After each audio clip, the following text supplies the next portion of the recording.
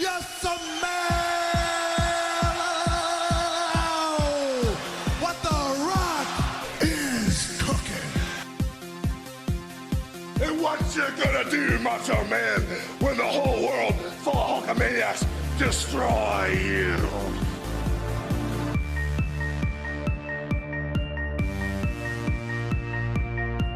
Because everyone loves the Acclaim!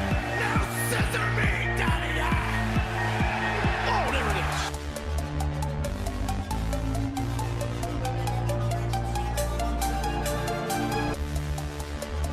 And that's the bottom line, because Stone Cold said so.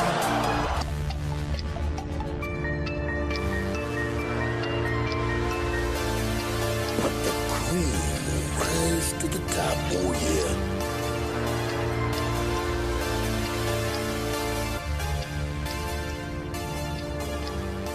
But I'm better than you. And you know it! Hello and welcome to Friday Nightmares One Night Stand. I am your host, Mr. Smoke Show Crawford, King of the Ring, the sexy man in the squared circle, ready to rip his clothes off because I got some sexy guests with me tonight. With me, as always, is... I'll do my introduction at the end. But for those of you who listen, it is Heather Powell, but I have a very special wrestling name for this podcast. But we have with us probably the two kings of wrestling coming to us today. And he's known as Big Dong, Rob Humphreys from Slasher Radio and This Horror Life. And he's going to knock you out with his huge fucking cock tonight. Rob, hi. I didn't know this was a family show. Oh, it is. It Yeah, absolutely is. For Tim's family, who we're going to introduce shortly. They can listen to whatever they want. They can listen and do whatever they want. Yeah. And speaking, we have the fucking Thunder Down Under. You seen that Vegas show? I got something that's even fucking hotter for you. It's Tim Davis from Horror for Dummies and Wrestling for Dummies, who I refuse to go on that show because this show is superior by its own nature. What's going on, Tim? Wow. All right. That's a really nice introduction. But if I may, I wouldn't mind just giving myself a little introduction, if that's all right with you. You absolutely can. I just wanted to tell you were Thunder Down Under. Thank you. I'm glad.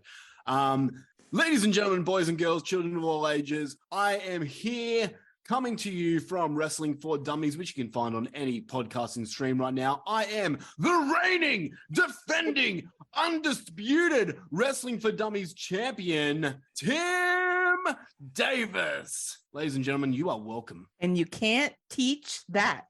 Holy shit! Holy shit! Holy shit! Holy shit! And I am Heather Powell, also known as that bitch from the Friday Nightmares podcast.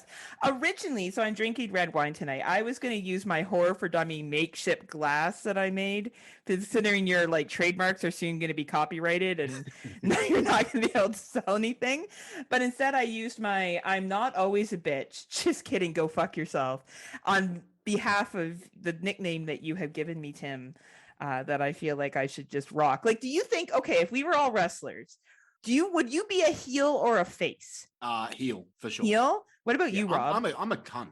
You're a cunt? You're so, actually, you know why? Because you're so nice as a person, you probably would play a really good heel.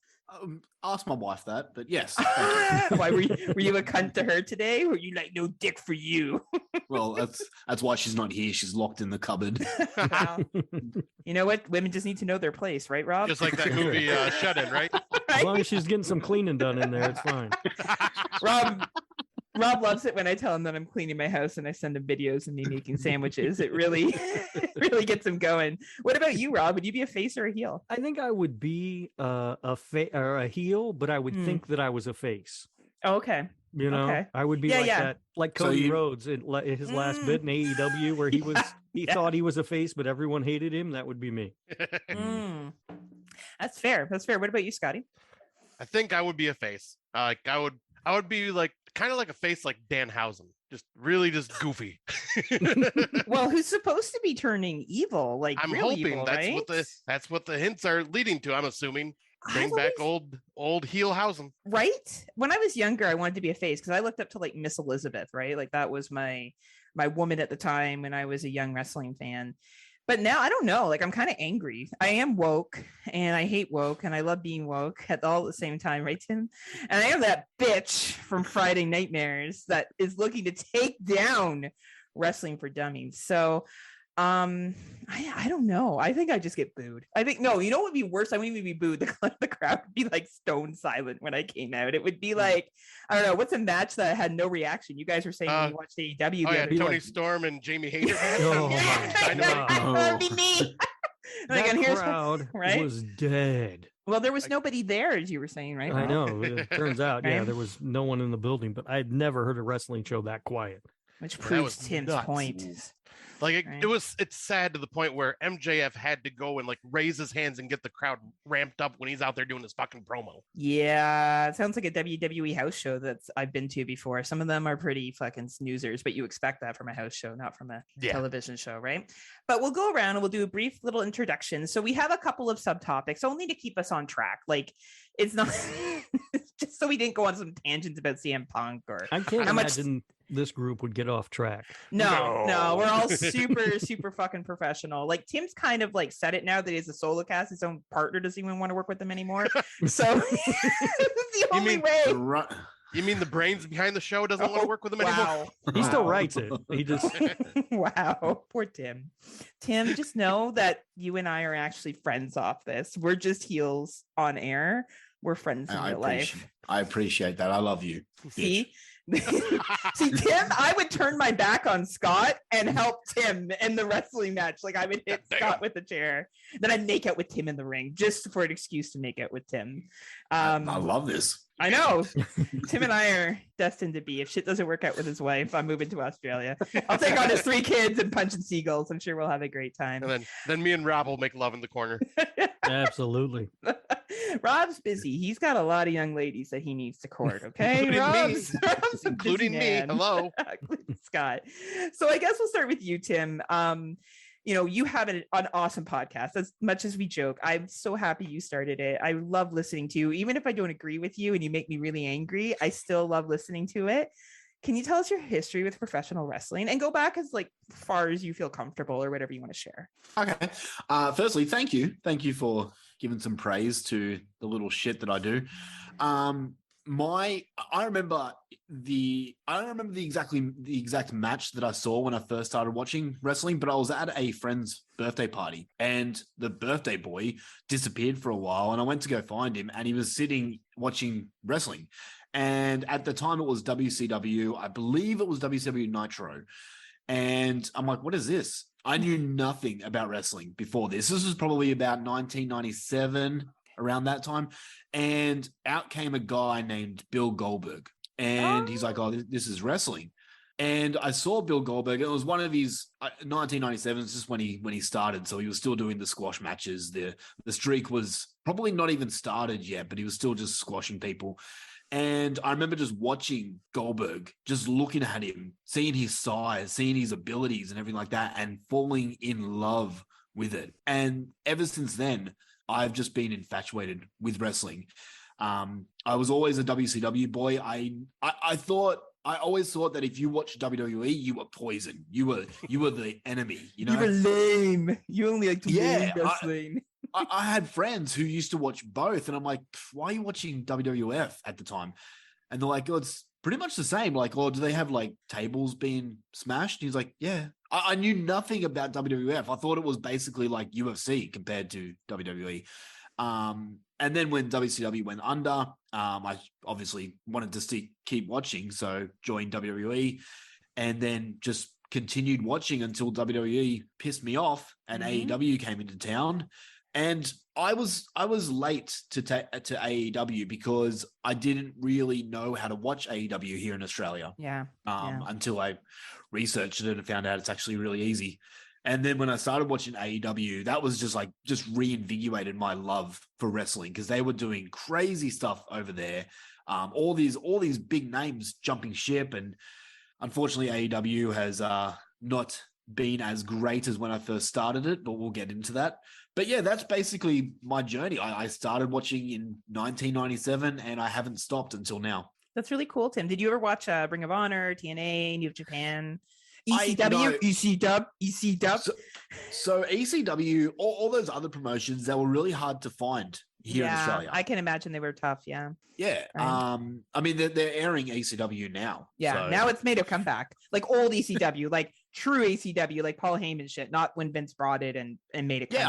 Right. Yeah. It's really weird watching Paul Heyman on ECW with his long hair and then watching WWE. I'm like, wait, how come this is today? And, but anyway, yeah, I could never find Ring of Honor. I could never find Impact. I read up about Impact because of the star power it had at the time.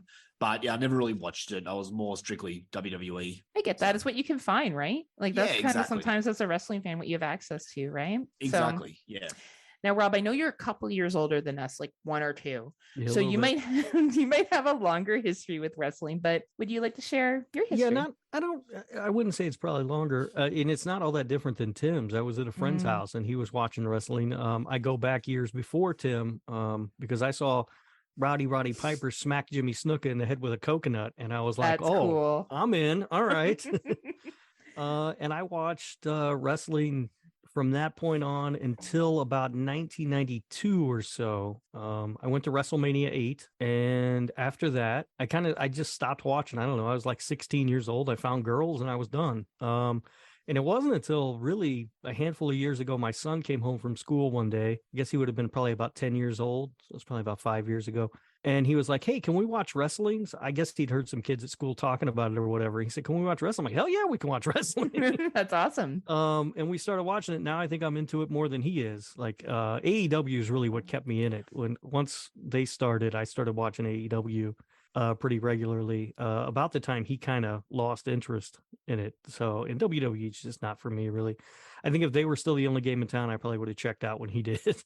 Legit, and that's how a lot of people feel. So. Yeah, but we still have fun. We've been to All Out 2 years in a row, and that's a good time, and stuff like that. Like he still kind of watches, but not really. And I watch Dynamite every week now. That's pretty much my history with it. I missed a lot of stuff that people talk about though.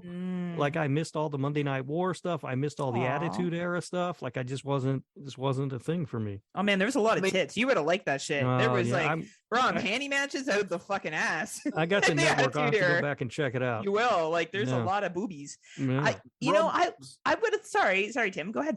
You're right. No, sorry, Rob. You can go back and watch. I mean, I'm going back and watching WCW again from 1997. I started doing that because WWE was just annoying me, and I wasn't watching AEW at the time. So I thought, fuck it, I'm going back in the glory days just to watch something. And I haven't stopped watching WCW. I'm just going back to I started at 96. I'm now in 97 and I'm just going back and watching it. It's still really cool. So you can do that. And that was the prime time too, right? Those were great years. And I thought about doing that, but then I always remember what Bret Hart says about Bill Goldberg. And I'm like, I don't want to watch him. And this is an area where Tim is 100% right. I love Bret Hart, but I was like, holy fuck, Tim's right. This guy brings him up anytime he gets a chance to. It is. It's gotten to the point now to where I just find it absolutely hilarious. Like he will not pass up a chance to mention Bill, even when it doesn't have anything to do with Goldberg. Sometimes he'll spin it around just to bring it up. And like his brother died tragically in the ring. And I don't know if you guys have seen The Dark Side of the Ring. That episode makes me angry. Yeah. Like, Owen Hart was asked to do and the equipment wasn't checked. Like there was problems.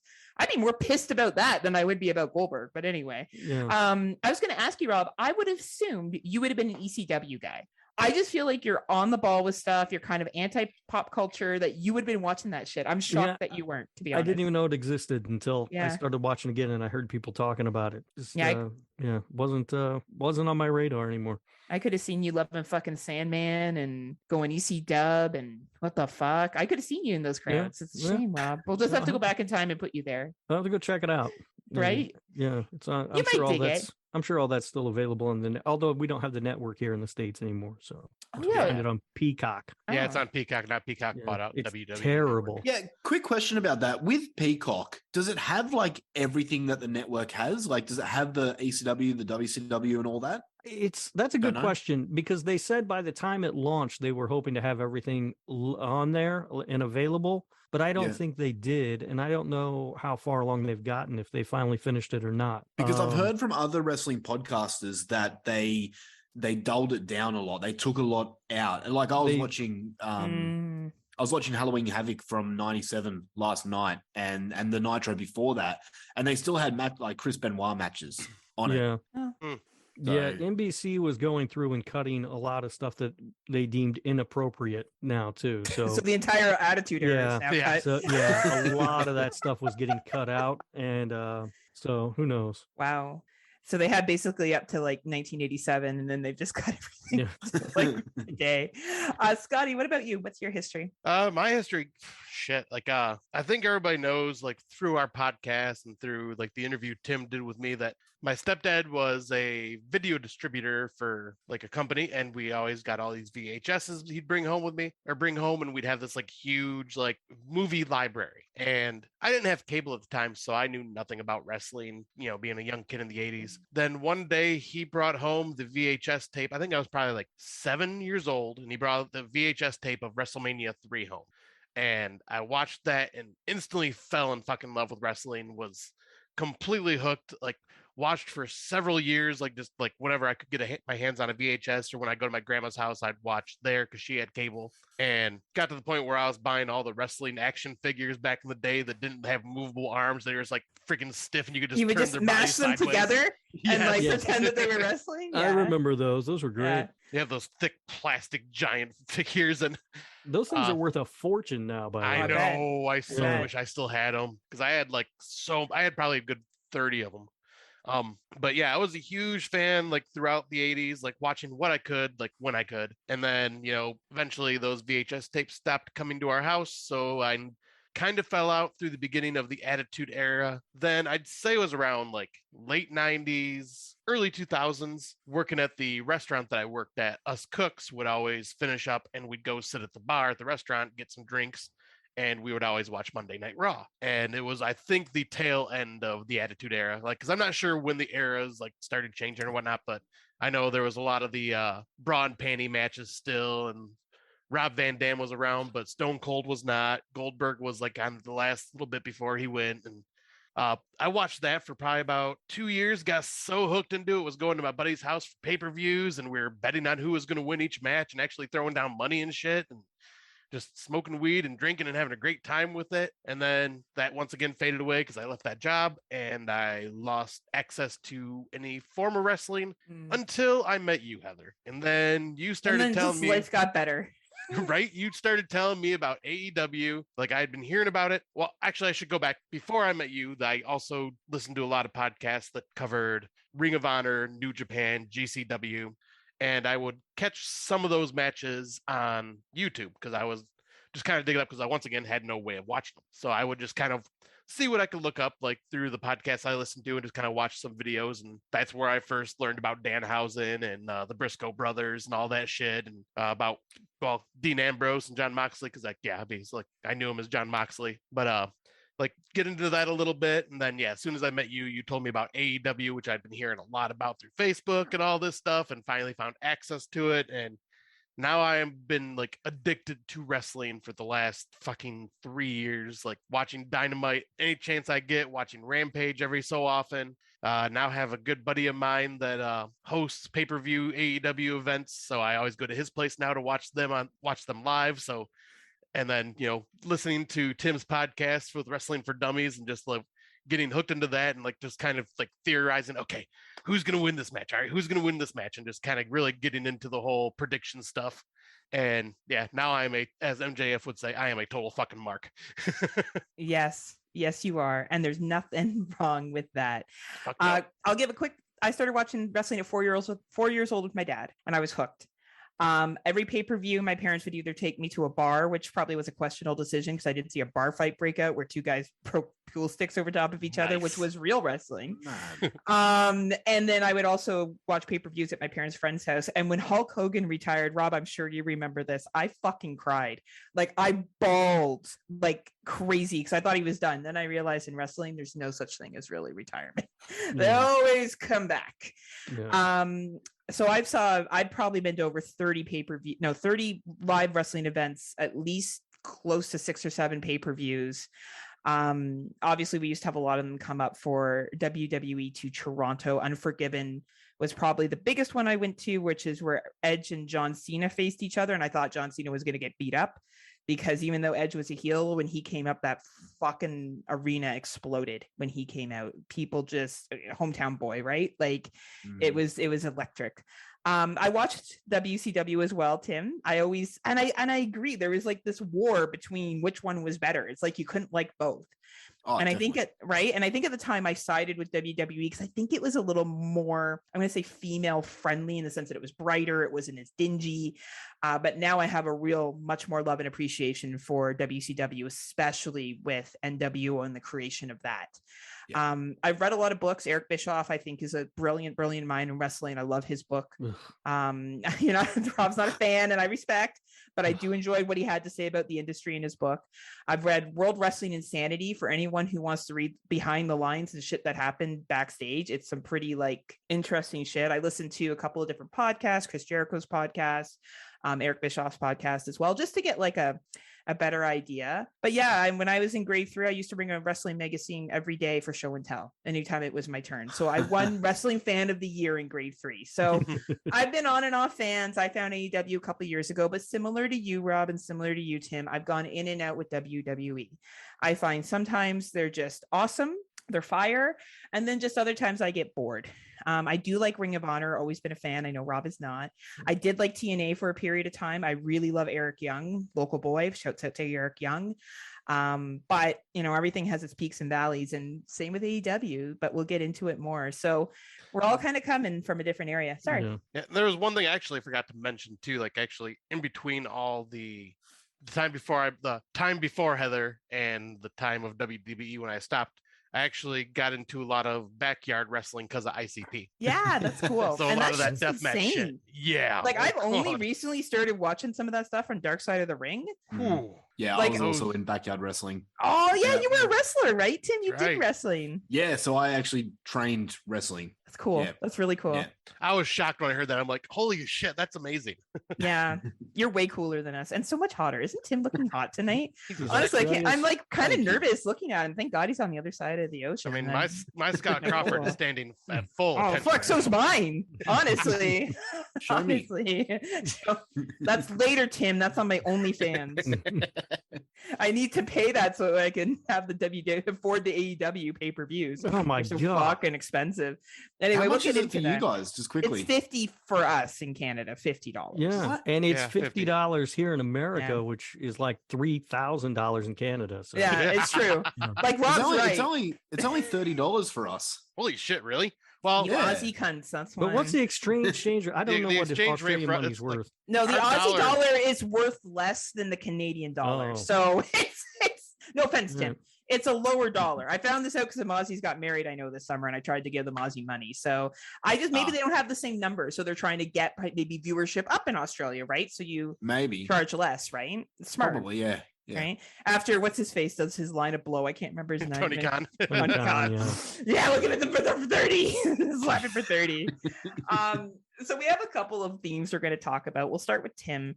And maybe we'll just do WWE first for this. So what do you think, Tim, are the 3 strengths and 3 areas of weaknesses or whatever for WWE as you see it? Oh, okay. The strengths of WWE. I think first and foremost, the biggest strength that WWE has is the size of the company. The money that it produces, the money it has coming in, gives it a much bigger stage, much bigger aesthetics, pyro, everything like that.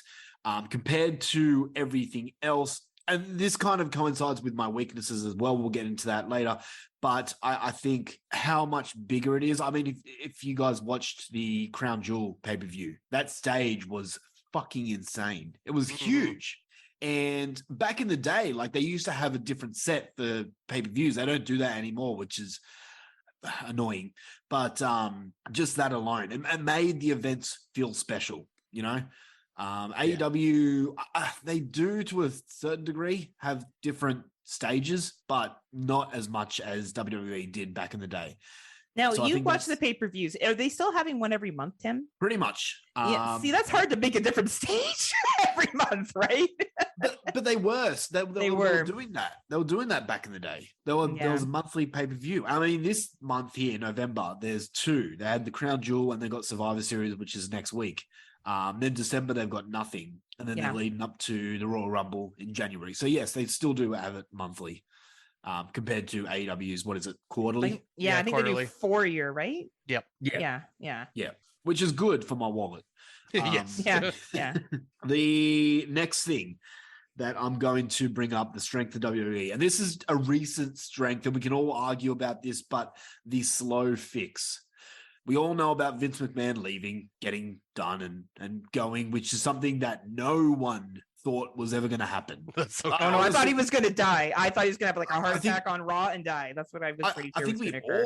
all thought of that. It's crazy. But as much as you guys will probably disagree with you, and as much as other wrestling fans from other podcasters and other people that I interact with on the internet will disagree, there has been a slow fix by Triple H. There are certain little things that are getting tweaked every week, and I'm noticing it, and that's going to make the product so much better in the long run. Guaranteed, I'm saying this right now, you watch in a year's time, the product will be so much better than what it was 2 years ago. I will put money down on that, guaranteed. Aussie money? So, yeah. Nah, But I want to come to Australia in 2024, so I can use it then. Yeah, okay. All right. I'll do it. The third strength that I've got are the video packages. I think WWE is second to none with their promos, their video packages. AEW is good, but when you go back to my favorite of all time, WrestleMania 17, where they had Limp Bizkit playing My Way with the video package of that pay-per-view, it was like goosebumps everywhere. So I think that WWE knows how to really edit their shows. So that's the strengths for me. Do you want me to go into weaknesses? Yeah, and so like those are great strengths, by the way. I agree with all of them, but surprisingly. But yeah, I want to hear about your weaknesses. Weaknesses. Okay. I think the biggest weakness that WWE has is the amount of content that they've got weekly. 3 hours of Raw is way too much. A lot of the 3 show feels hours? like... It's 3 hours. Wow. So Yeah. Raw is 3 hours. Then they got SmackDown, which is 2 hours. Then they got NXT, which I'm not too sure. I think it's an hour. Yeah, I think you're right. Yeah, I think it's an hour. So what's that? That's 6 hours a week. And then if you have a pay-per-view is usually 3 to 4 hours. So that is a lot of stuff that people need to watch in a week. It's mainly the 3 hours of Raw. I find that a lot of the show is filler and a lot of it can be cut. Yeah, it's a weekly show that's the length of a pay-per-view. I mean, exactly. Exactly. Yeah. Go back to the days of 2 hour max. I think Dynamite's got it correct when they have 2 hours. I think that's a good runtime for a show.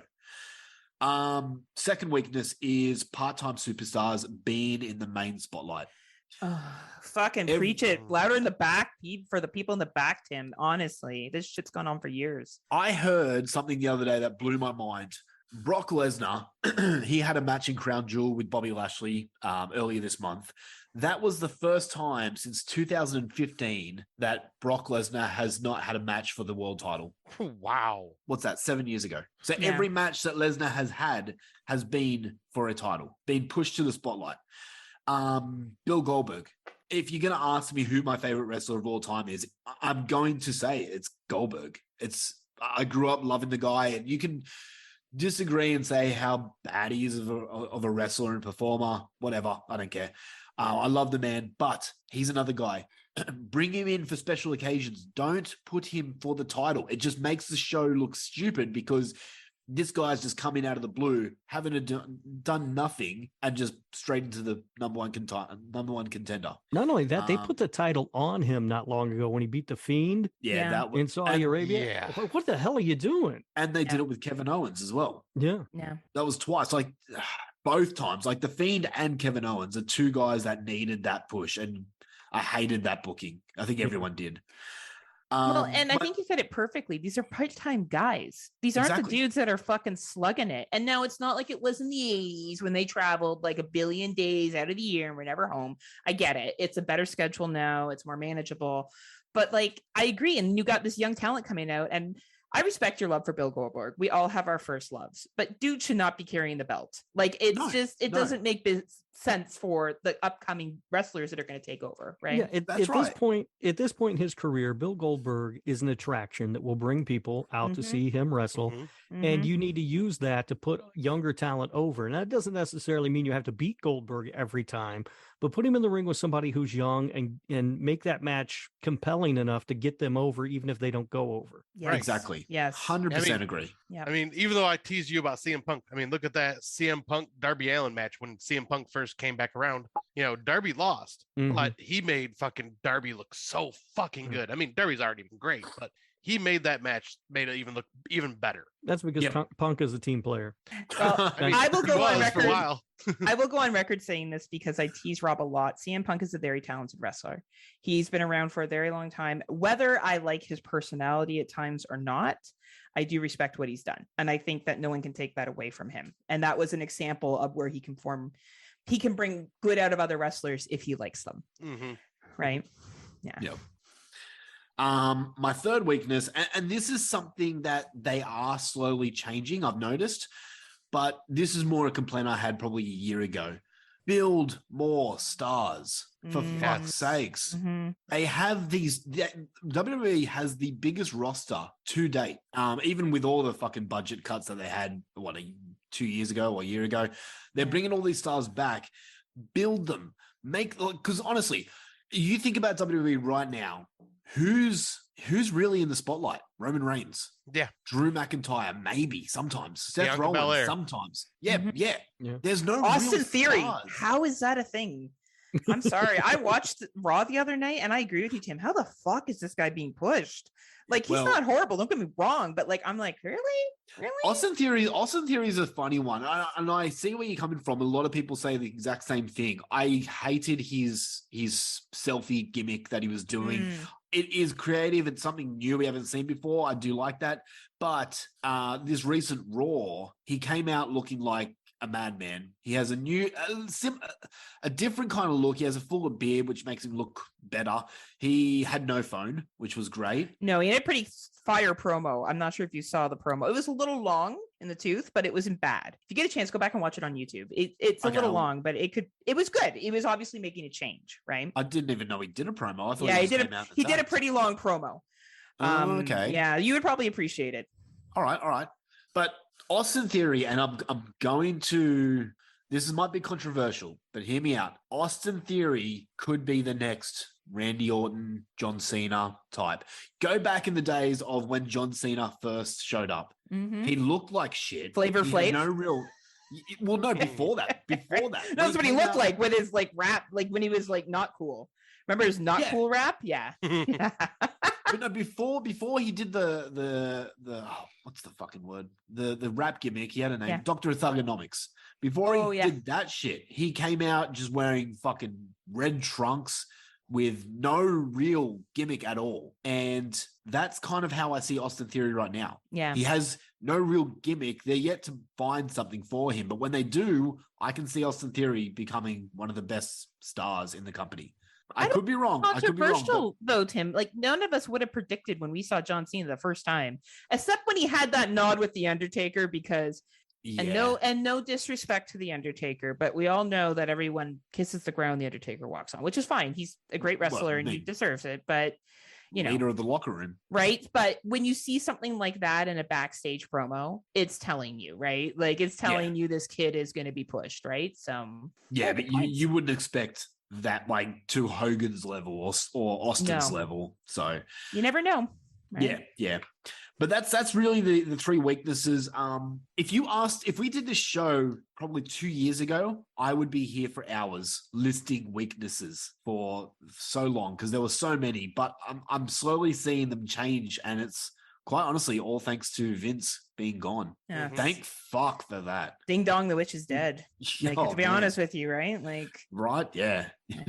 He had his Rob, time and place. he did. And, he also, anyway, we won't go into his business practices of how the WWE became the WWE and all the smaller territories he bought out. But anyway, that's for another day. But Rob, what about you? What do you think the strengths and weaknesses of WW are?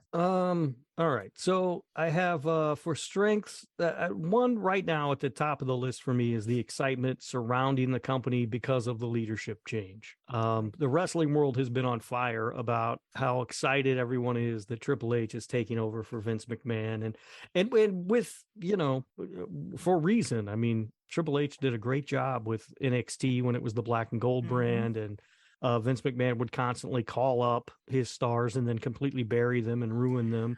Vince was running the company into the ground through terrible booking decisions and constant rematches that made no sense. So I think that's their by far and away right now the company's biggest strength. How long that's going to last, I don't know. But for right now, I think that is their biggest strength. The second one is the fact that they're looked at as sort of the gold standard of professional wrestling. I mean, it's WWE, they are, they're the biggest company around. For a long time, they were like the only company around, the only real player around. And, there's a certain number of people who are, younger people who are coming up with the business, younger talent who are going to want to go there just because that's what they dreamed of doing. No one that's coming up right now dreamed of main eventing All Out or Full Gear. It's true. But they all had a dream of main eventing WrestleMania. Yeah. So it's going to be easier for them to pull talent. And the third one is just the sheer amount of money and resources that the company has. They're such a big company. And I know that AEW has the backing of Tony Khan, and his family has a lot of money. But how much of that money are they going to be willing to commit to his wrestling company while, WWE just as a company has a ridiculous amount of resources and money? You're 110% right, Rob. There is no competition when it comes to budget. Yeah. I mean, I hear people say that all the time about how rich the Khan family is. And it's like, well, they're rich because they don't throw good money after bad. And if that thing starts to go south. Well, and that's why they're the successful number two. Impact at one time was very good. Abyss, Eric Young, there's some fucking players in Impact, but they never had the budget. Yeah. Like, that's why AEW is a solid number two to WWE, right? But not WWE's number one because of the money. Those are the three real big strengths that I see for them at this point. As far as weaknesses go, they're a publicly traded company, and I think that is has sometimes bites them in the ass. I mean, look, it turned out okay, but we saw it with the Vince McMahon thing. They're a publicly traded company, and there's all sorts of investigations and people getting involved in something that probably would have been a big scandal, but I don't know if it would have gone as far as it did. They've got shareholders to please, which means they are going to make budget cuts from time to time and let go really talented, creative people just because they've got to meet the bottom line. As far as a product goes, when I watch it, to me, it doesn't appeal to me because I find it too bright and too kid friendly. There's fucking LED boards in every goddamn corner of the screen, and there's lights upon lights upon lights all over the place. It's just not the professional wrestling that I remember watching.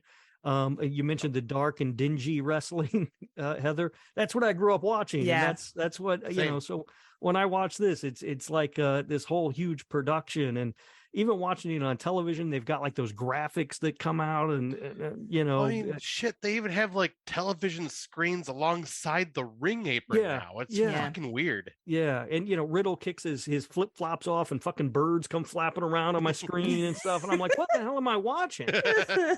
I mean, it's just too much. And the third thing that drives me nuts about them is Kevin Dunn, the guy who handles their television stuff.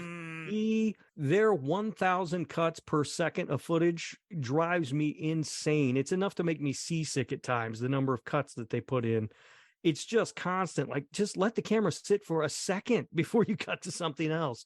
It drives me absolute crazy. That's one of the main reasons I can't watch their shows. The content isn't. I don't feel like WWE makes a show that's for me. I feel like it's more of a family and kid friendly kind of show. It's almost like a cartoon show come to life. So when I watch it, it's just not for me. And that's another thing that's not for me. Just constantly cut. It drives me insane. That's a good point, Rob. I never thought of the cutting, but after watching Raw, I did sit through it. Yeah. Yeah. Sit down and watch it and try to count the cuts. You'll lose count. There's no way to keep track. It's just nauseating sometimes.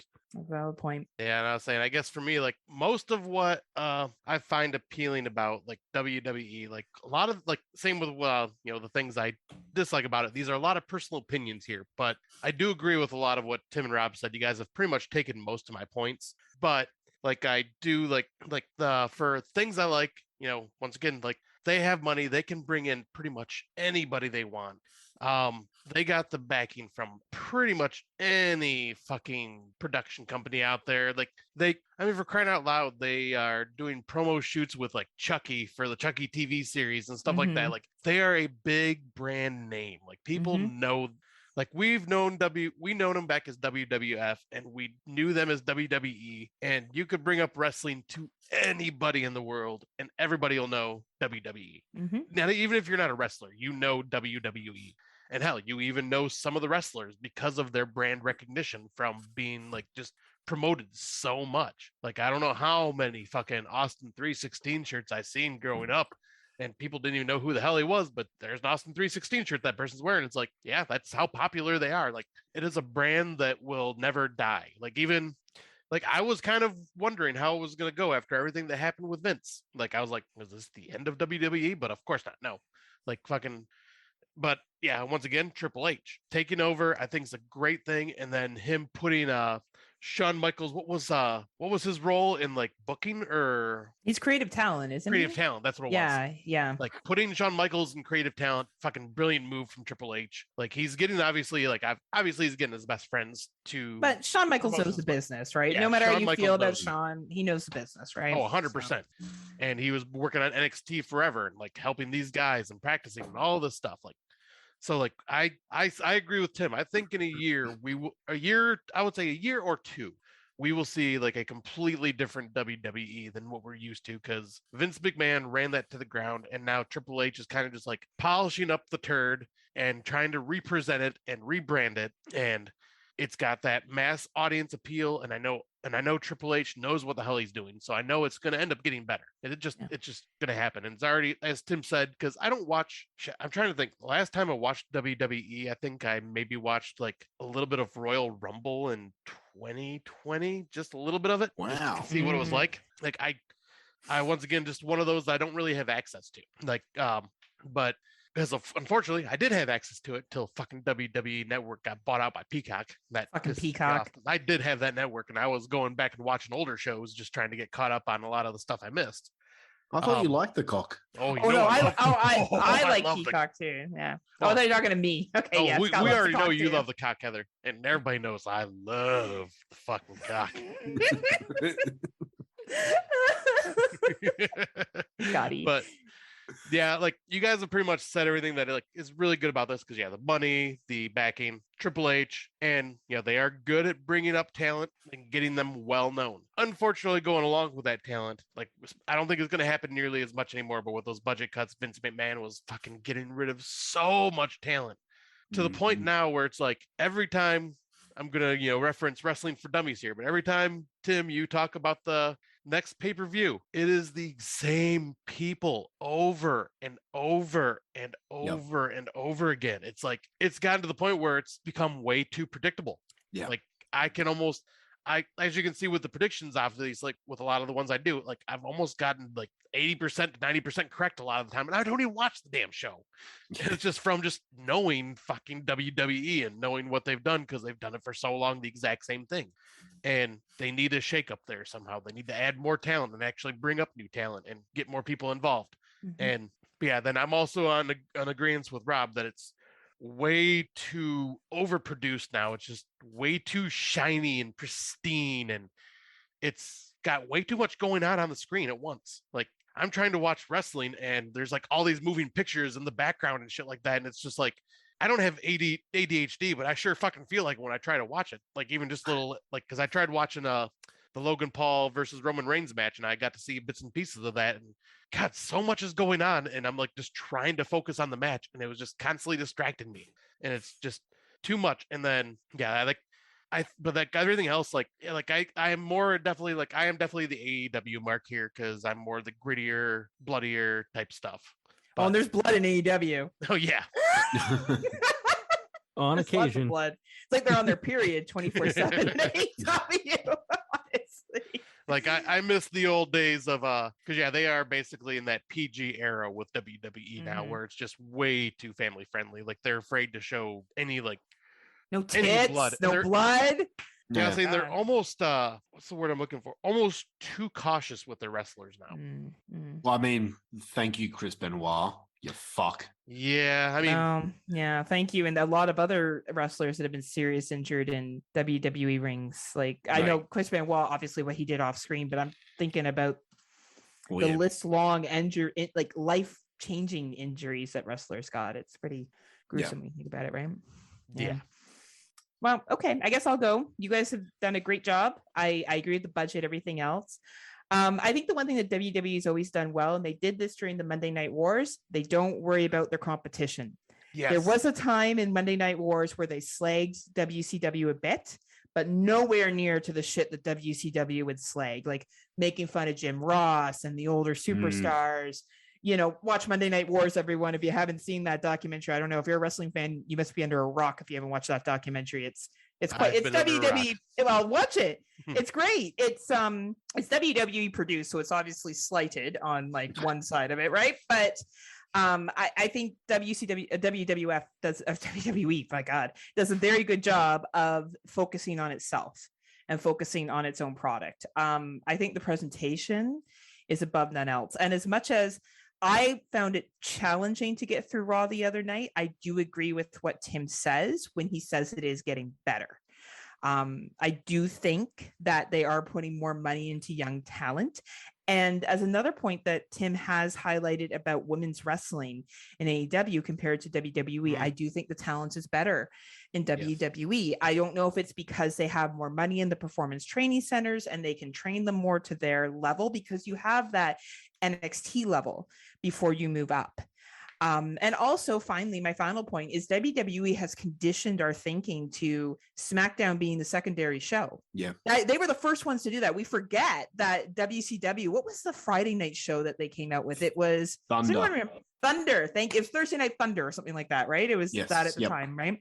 Thunder Down Under, of course, you remember that. But like, WWE did it first, and they've conditioned us now. So even though Tim and I got into a very spirited debate about Rampage, because Scott and I sat in a live Rampage, all the big stars were in it. Rosa was in it. There was like Darby Allin. There was Adam Page. Like there was all the big stars were in Rampage. But because we've been conditioned by WWE that SmackDown is secondary and Raw is the best, now it's very hard for any shows to, whatever show comes first will always be the best. You could have the most smoking fucking card in the world on Rampage, not going to matter, because people are still going to default to Dynamite, for example. Same with Raw and SmackDown. So I think WWE created that, and they wrote the blueprint. You can't go wrong with that. I agree with all your other points, right? Yeah, they did. They created the path, right? So, but your other weaknesses are right on. They're very PG friendly now, which is fine. I get it. You have to have like something like, would I take my 5-year-old to AEW? Fuck yeah, I would, because Tim and I have the same parenting style. Fuck yeah, I would. But like other people may not. Like my dad was taking me to wrestling events. Fuck, my parents took me to a bar. So clearly you see what my childhood was. But like, I don't know. This is family friendly, which I think is a weakness too. I find it kind of boring. I agree with the length. I agree with too many pay-per-views. Like, how do you come up with content and truly build storylines unless you keep having the same match at every pay-per-view, because you don't have time in between the two, in theory, to build a new storyline. But I do agree, bottom line, Tim, you're right. It is getting better. I still found it a grind the other night, but that doesn't mean I didn't see improvements compared to what it was 2 years ago. So you didn't think I would agree with you, did you? No, I thought we were going to argue a little more than we have, but... No, like here's the thing, right? Like wrestling is a subjective thing. Historically, I was never a big fan of Stone Cold Steve Austin. I respect what he did for the business, though. I respect what he did for the business. Let me make that very clear. I respect him and everything he's done. He just wasn't my go-to guy. But that doesn't mean he doesn't deserve his place in wrestling history. He absolutely fucking does. But I don't have to love it. And the one thing I learned from wrestling from a very, very young age, especially being a female fan and having to be told by boys that I didn't belong at the matches and that I shouldn't be there and girls don't deserve to watch wrestling and all the shit I listened to in the 80s and the 90s is that true. It's true. Rob knows. Rob's mad that I even leave the house. When Rob found out that I owned my own home, he was like, a man didn't sign for you first. Right. So, it's subjective, right? But I think the bottom line here is that WWE has got a little comfortable. They have been able to do whatever they want. Impact's not a threat. Ring of Honor wasn't a threat, but now AEW is. So hopefully, it gets a little better, but great points. So we're going to do the same thing. Sorry, go ahead, Scotty. And I was just going to say, and that's what I love. AEW, is on WWE's radar, and competition breeds innovation. And that is always good for us as the people that are the consumers. Absolutely. But WWE does a little bit of a classier job than handling it. And we'll get to that in a little bit. Don't tell Ticketmaster that, by the way. Look, I know. Okay, Rob, do we need a moment of silence? I know you've had a really rough week about Taylor Swift. Do you need to talk about it? I know. Bad. I did not get my Taylor Swift tickets. I was in a very, upsetting car accident this week. My car may be written off, and I sent pictures to Rob, and his response was, "Yeah, but I didn't get Taylor Swift tickets." Wow. Which really cheered me up. So thank you, Rob, for that's what I'm here for. Constantly reminding me that I'm below a man. I really do appreciate that. But anyway, speaking of a man, let's have Tim go. And Tim, do you want to tell us what you think strengths are and what your weaknesses are for AEW? Oh, I want to hear this. Yeah. Here we go. Okay, it's perfect for what you guys were saying about AEW being somewhat a competition. That's actually my first strength of this. The AEW is the alternative. Coming from, well, take me, for example. I was always WWE until they just became stale, and AEW was there.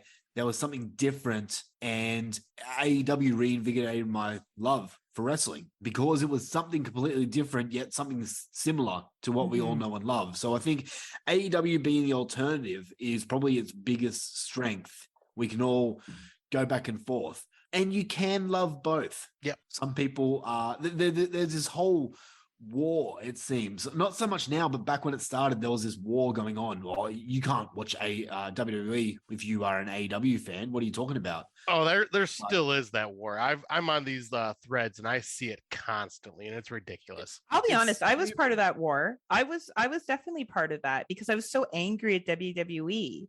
And it's only through listening through some of your arguments, Tim. I'll be honest, I really do respect what you have to say. I may tease you. I don't always agree some of your points.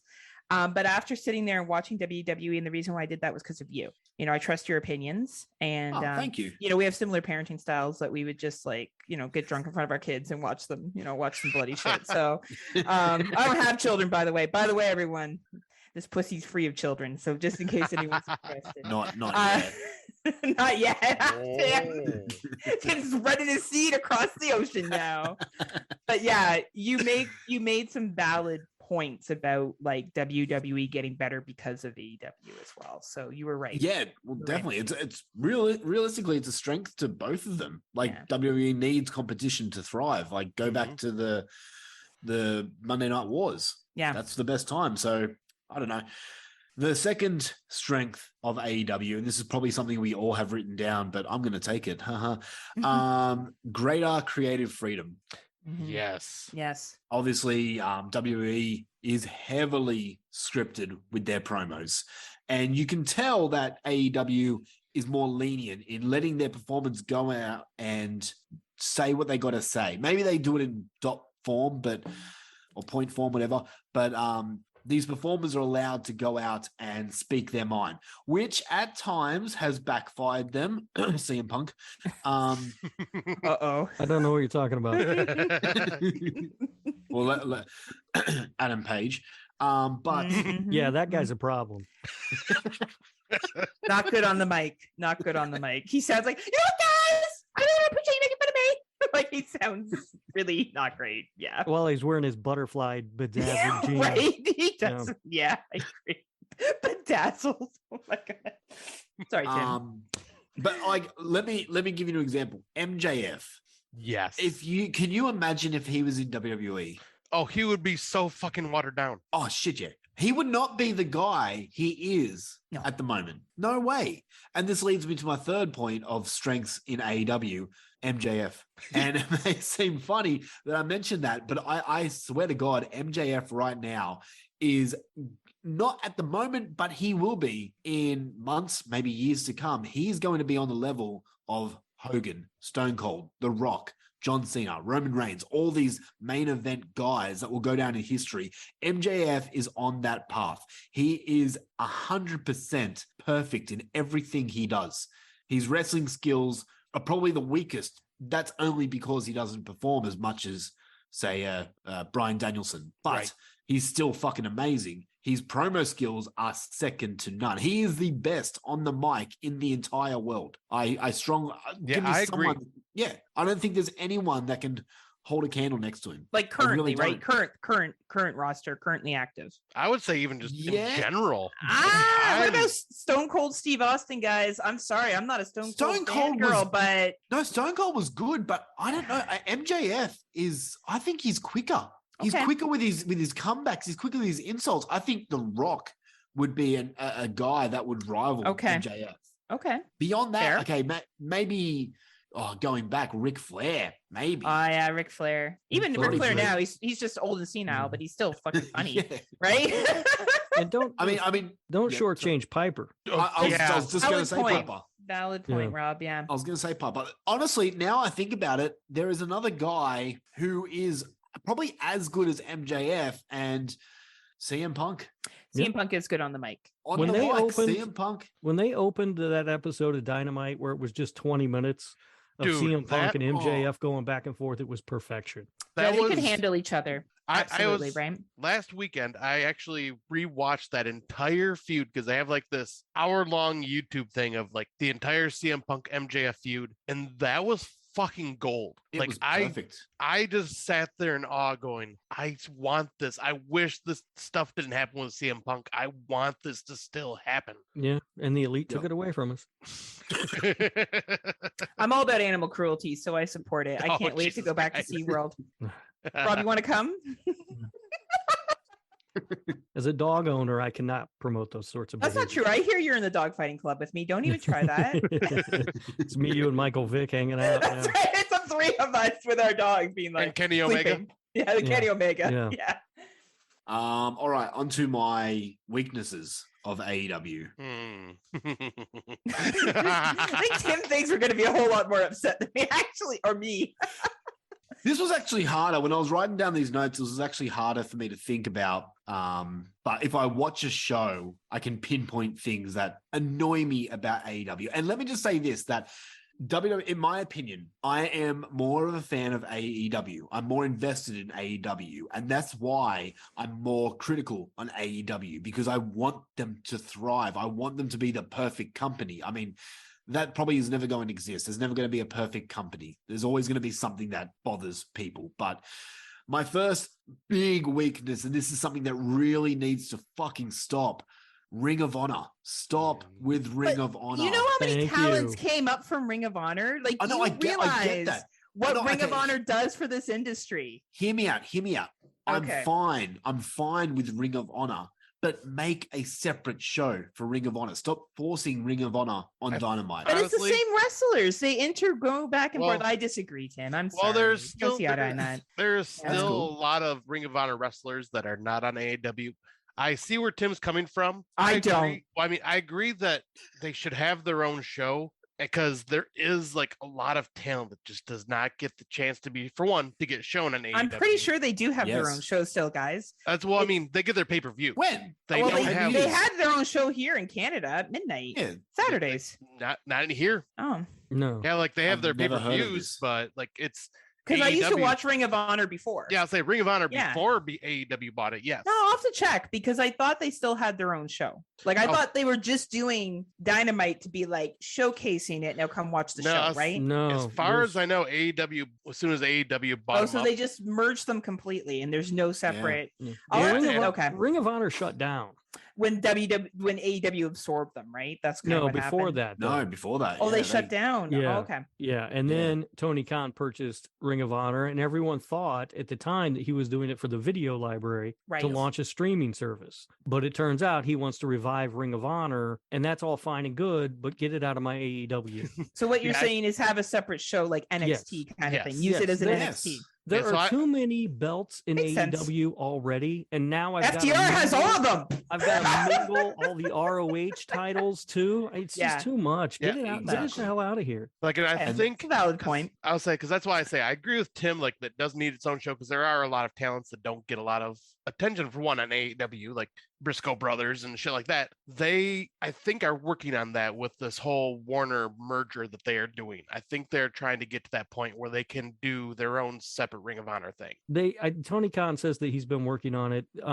Doing it with Warner and the Briscoes will be a specific problem, though. Yeah. Because- After what you told me, yeah. Yeah, someone high up at Warner has said no. He does not want the Briscoes on their product. Which is a fucking shame because Briscoes are incredible. Interesting. All right, sorry, Tim. Oh, Good you're right, point. you're Go right. back. Go back. We already hit at my other weakness, and that's too many championships. FTR, honestly, he comes out looking like they're rappers from the 90s. Like, are we they got all the bling. What's I funny like is- FTR, but like, come on. They don't have a single AEW title though. No, they Exactly. don't. It's the It's AAA true. belt. It's the IWGP and it's the Ring of Honor. They don't have a single AEW title. Exactly. You make a good Yeah. point, Rob. That They're is just funny. walking I out with didn't all realize these that. belts Yeah. all the time, and It's they don't just- even belong there. Yeah. It's too much. I didn't even just- realize that. That's funny. Yeah, And it's I not, can't stand it. it's not FTR. Like they have championships, but they don't defend them in AEW. Thank fuck for that. But it's the whole, and this is coming back to Ring of Honor. There's Yeah. Ring of Honor titles, and even AEW as a company has too many titles. Mhm. The what's the one that Orange Cassidy has? I can't The remember. its All name. The All Atlantic. Atlantic. See Exactly. that one I will disagree on because All Atlantic is literally all across. Like it goes to different independent promotions. That one's just like Yeah, they're whoever sluts, Tim. owns- They put out everywhere. yeah, whoever owns that like doesn't just wrestle at AEW. They go to all these different independent. Oh, yeah, they promotions and They defend it. That's why Oh, I like boy. that. I'm Okay, sure those all right. those other independents are going to be real happy we're sending them Orange Cassidy. Hey, fuck off! Orange Cassidy's amazing, you fucker. Yeah, he's fine. Take our joke wrestler and have fun with him. I fucking love him. I love him so much. I That's really don't. funny. I don't really like how Orange Cassidy has the title in his backpack and just throws it I around. love that so much. Really, it's just I I kind of do. shows disrespect. It I does agree show with dis- Tim. See that, Tim? Slowly, we're coming back Wow. together. See, I I love Roscoe. I know. love the see. I think that's why I like it because it is disrespectful, and it's just because it's his character. It just fits perfectly It with does him. fit with his character, but I agree Yeah. with Tim. I get it, but I don't have to like it. But Right, you know what? right. It doesn't make it. That's why I love it. Doesn't change wrestling, right? Like it really doesn't change. Yeah, it. that Right. doesn't This is really why- bother me. I the belts to me are just props, so who cares? Oh, You know what? It's Well, like that's a grown men Moxley. that wear children's belts to events. Like Yeah. that's my favorite. When I go to live events and I see grown ass dudes with children's belts on their body. Yeah. Anyway, sorry, Tim. Back to your other weaknesses. all right. My last weakness is the women's division in AEW. Mm. Mhm. It needs some work. It really does. I mean, It okay, really take does. for example. All right, we've got 3 women's matches on Full Gear tomorrow. And your biggest women's match isn't for a title. I get it. It's Saraya's first match in 5 years, but the build to Tony Storm versus Jamie Hayter has been nothing. There's no. But they there's were been best no friends story. that lived in England together. They shared a flat, Tim. That's all the And? story I know. I agree with you. Yeah, it's hard to get a And why do they hate each other now? Because they don't share a flat anymore. She's best friends with Britt. You're not a woman. You wouldn't get it, Tim.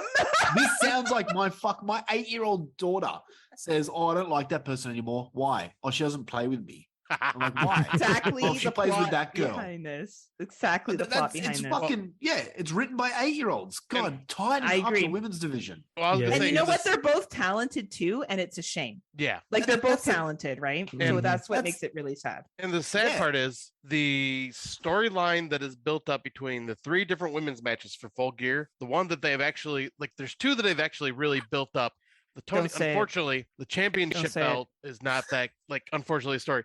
But I have to say it, and I can't stand her. Is the Jade and Nyla match? I can't stand. I really don't like either of them. But the Yep. build up there is actually a good build up there. Nyla Yeah. stealing the belt and going fucking to parties and to fucking signings, carrying the belt, saying she's the champion.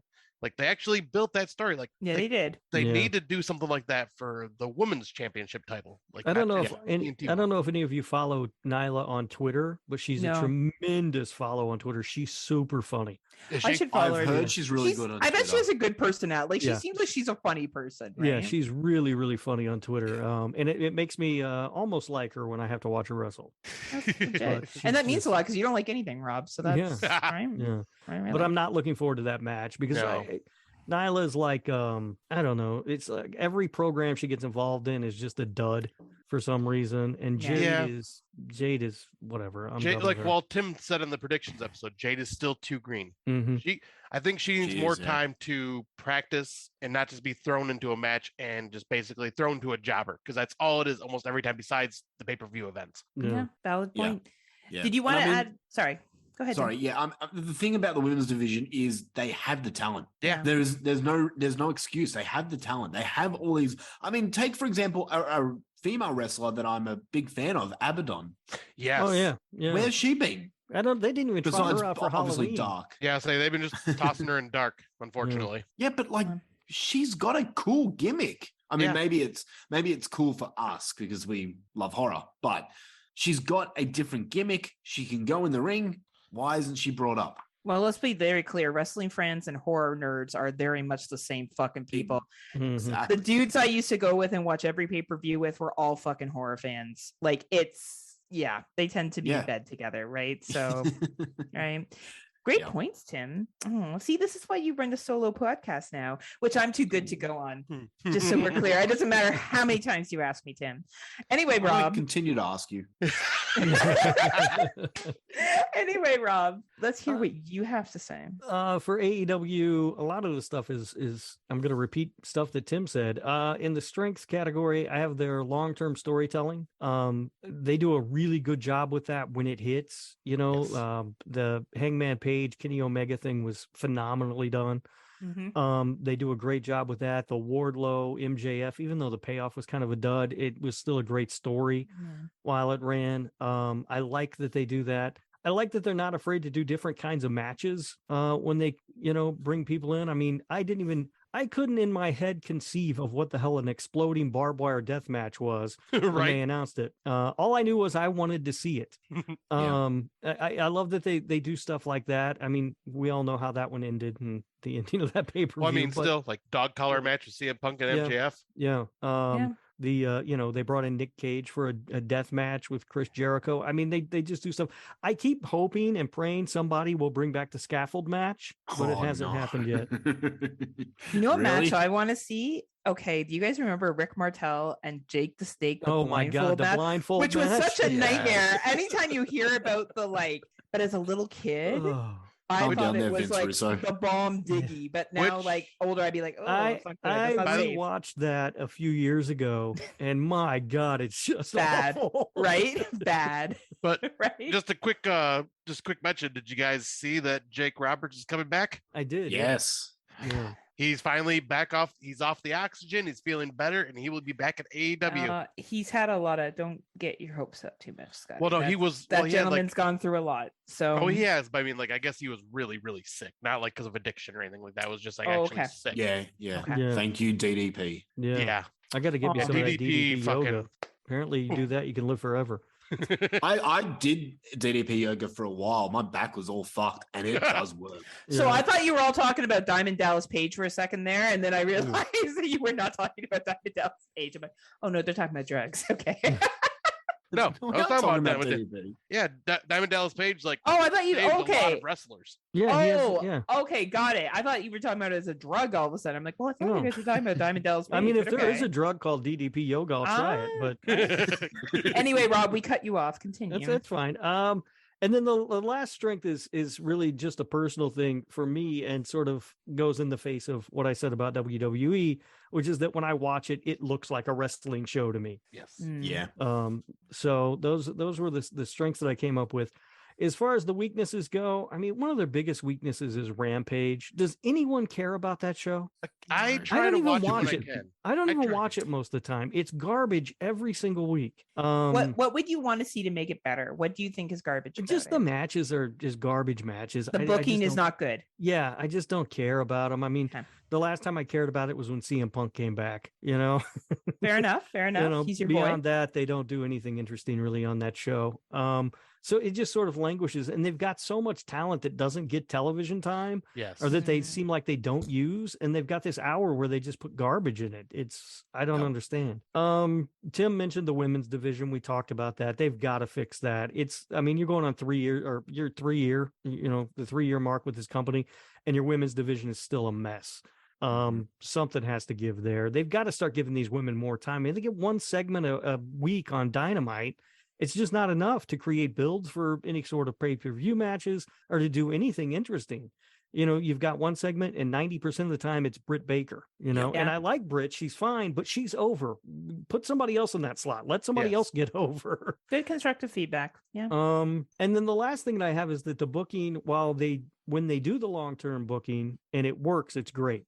But Tony Khan seems to be scatterbrained with it. So he'll start building a program and then it just ends and goes nowhere and nothing happens. Like they were building this rift between the Elite and what used to be the Undisputed Era in NXT with Adam Cole and Bobby Fish and the other Kyle O'Reilly. Yeah. And now, and they'd been, sort of feeding that and building towards that for the longest time. And it's not going to happen now. It's like, it's just off. I mean, they don't even have Bobby Fish under contract anymore. Right. Yep. So that's the biggest example I can think of. But I remember at one point when Cody was still with the company, they'd started leading down the road of a program between him and Penta. And then it just went away and it never became anything. They do that all the time. There's a Kinda lot like- of dead feuds. You're right. There's a Yeah. lot of things that start and then they just nope. Yeah. Kind of like the Britt Baker Jamie Hayter thing that happened Yeah. during All Out and just kind of faded away. And Yeah. it was Well, like, oh, for we're together. now. Yeah, For now. I'm hoping that gets re. I think I- that's coming back up. Yeah, I'm I hoping it does. I do expect them to return to that one, but I feel like it should have started already. I mean, what happened at All Out between the two of them was the perfect place to jumpstart that. Yeah. Yep. So why they backed off, I don't know. And well, I mean, and they even leaned into it for a little bit after Mhm. that, like in a couple Dynamite episodes. Yeah. And then it was just like, oh, it's a forgotten. And So, on yeah. a side note, same with Chris Jericho and Daniel Garcia. I personally Yeah. did not like that curve. I thought that personally, I would have loved to see him go with, Willem Regal and the Yeah. And where's Angle or Garcia whatever. been the past Yeah, few like weeks? ever since then, yeah. maybe he's not well. Maybe something's happened, right? And we don't Yeah. know. And you also Right. end up with a lot of feuds on the flip side that seem to go on forever. Like Yeah. this Yes. JAS Blackpool Combat Club thing. It's like, oh my God, can we just move on? Agreed. Yeah. It's NWO flavored. Like it drags out, right? Yeah, like they're for the dragging it longest out, time. right? I mean, yeah. there's only so many combinations of matches I can care about between these two factions. Let's move on to something else. Good Right. points. Good points, Rob. All right, Scotty, anything you want to add that hasn't already been said? Yeah. One thing for sure I want to add is AEW's homegrown talent. Like Yes. they've brought, Britt Baker, who Heather probably remembers. Was a fucking dentist, like legit. Oh, well, and she still And is. wrestled on the weekends. Like that's Yeah, what her did- part-time gig was. So Did you She guys know still she's is. a real dentist? Yeah, yeah, I'll say, she is. Yeah, she has a she's- practice. She had to leave Yeah, to that do was- No, this she's full like time. she still does dentistry. Does She's she- I like- thought she left it. Nope, she still does Oh, it okay. because she loves that job. And the reason why she loves AEW is because they are not so strict with their scheduling like WWE is. So it still gives her time to do that career and pursue that. Imagine loving being a dentist. Right? I mean, hey, some people have their passions, but no, I love the homegrown talent that AEW has created. We got Britt Baker, who when she first came out, I couldn't stand her. Her mic work was terrible. Oh, horrible. Her wrestling was not that great, and over the years, she has gotten fucking. And that her promo where she addressed it on Wednesday night. Oh my god, that promo on Wednesday was fucking mwah. That was amazing. As a woman, there is very few women that can handle themselves on a mic. And I think it's because they're not given the time. She did a fucking phenomenal job. Yeah, And also 100%. because the natural order of things is they shouldn't talk. So Jesus it's Christ. so nice that Rob allowed me to speak on my podcast today. Thank you, Rob. But I mean, like Tim said earlier, you know, as homegrown talent, MJF. Obviously, like with Ring of Honor, we have like the Young Bucks, Hangman Adam Page. We have New Japan Wrestling, Kenny Omega. But like, I mean, you know, these people were the ones that helped Tony Khan create this. But we got a lot of new talent that just fucking shines in AEW. Like, look at Penta and Ray Fenix and all that stuff. Like, I mean, I'm sure they were in Lucha Wrestling and all that. Like, I'm not sure of their history, and Pac, like that trio, fucking amazing. And their work is absolutely incredible. Another thing, like Rob had brought up earlier, was this feels like old school wrestling, like the grittier look to it, where WWE is very pristine. One thing I do love about this is how they kind of blend a little of the New Japan wrestling with Ring of Honor, with Impact, with fucking their own style, and even a little bit of WWE. They like just kind of blend all these different wrestling things together to create these different events. So we got, you know, like the dog collar matches, we got the barbed wire explosive matches from fucking NJPW. Or the one we saw, the blood and guts. Yeah, the blood and guts. That another just great idea. And like, so they have like, they're like, I love that they've combined a lot of this stuff. Like they still add like a lot of the hardcore wrestling, like the backyard wrestling, just, you know, a little safer. But that's also kind of one other thing I'll talk about later. But and the third highlight is their roster. They have such an amazing roster. However, that is also their downside. They have such an amazing roster, but they don't give them enough time to use them. Like, we have a lot of good talent that just does not see the light, the light. Like, well, or they just get on Dark. Yeah, or they get put on Dark, or they're just not sure how to handle them. I mean, Danhausen, for example. I mean, yes, he was healing from a really fucked up, shattered leg from when, like, previously before they picked him up, and the man sells merch. The man he's a great fucking face for AEW, and he's a great fucking Rob's wrestler. wearing his shirt right now. Yes, everyone loves Danhausen. Like, he is great, but it does seem like AEW does not know how to handle him and where to place him yet. Like, they're always kind of just throwing him as a tag team partner in something, and they're trying to figure it out. And I think that is also why he may be going heel, to kind of try something different, to go on his own. Or to join up with Malachi Black and his group. Like, because I know Malachi Black is planning on coming back very soon. Like, that's been talked about. But yeah, that's like their downside, is they have a great roster and so many people, just not enough time to showcase them. And the booking is kind of iffy on that. Like, a lot of it gets pushed to Dark, and not many people watch Dark, unfortunately. Like, I'll watch it here and there just because there'll be certain wrestlers that I'm interested in, but for the most part, it's just kind of a house show. Well, we spent, when we went to the live event Dark, trying to get you a t-shirt and trying to get me a drink. Yeah, exactly. So that's how we spent Dark. Yeah, I'll say, because there was really of no one of interest to us, like, as far as we knew. Well, that, and I wanted to drink. Yeah, the merch situation at AEW live events is a nightmare, by the way. Yeah, it is. It's not well organized. They need to figure that out, because I mean, you can miss so much of the show just waiting in this long ass line, and they don't have very much when you get up there. Really, their selection is terrible. They need to work that out. I saw more selection at Toronto's Blue Jays game, and let me assure you, no one wants to buy Blue Jay merch. So, like, it needs to be improved. I think you gentlemen, it's good because men speak for me. That's like Bob speaks for me. So I really appreciate. Oh, sorry. I'm sorry. I thought you were done, Scott. My apologies. That was only one of my shit. 1 points of the bad side. All right, run it. Like, sum it up, Scott.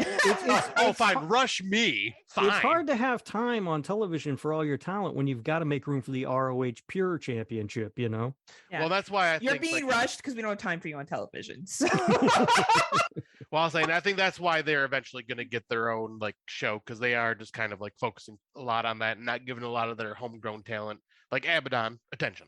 But the second point, obviously, like you guys said, the women's division, they have a lot of strong people in it now. They brought Saraya in, they brought Toni Storm in. Britt Baker is an amazing homegrown. Same with Jamie Hayter, amazing homegrown.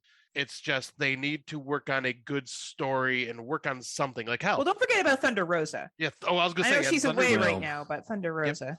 Thunder Rosa, and then even as much as I don't like her right now, Jade Cargill, I could see her doing really good. She just needs more practice and to not have so much focus on her. Take her off the roster for a bit, let her practice, come back eventually, because I could see her being really good. It's just they're just constantly throwing jobbers at her all the time, and it's like, oh, here's a Jade Cargill match. Oh, done in 30 seconds. Okay, moving on.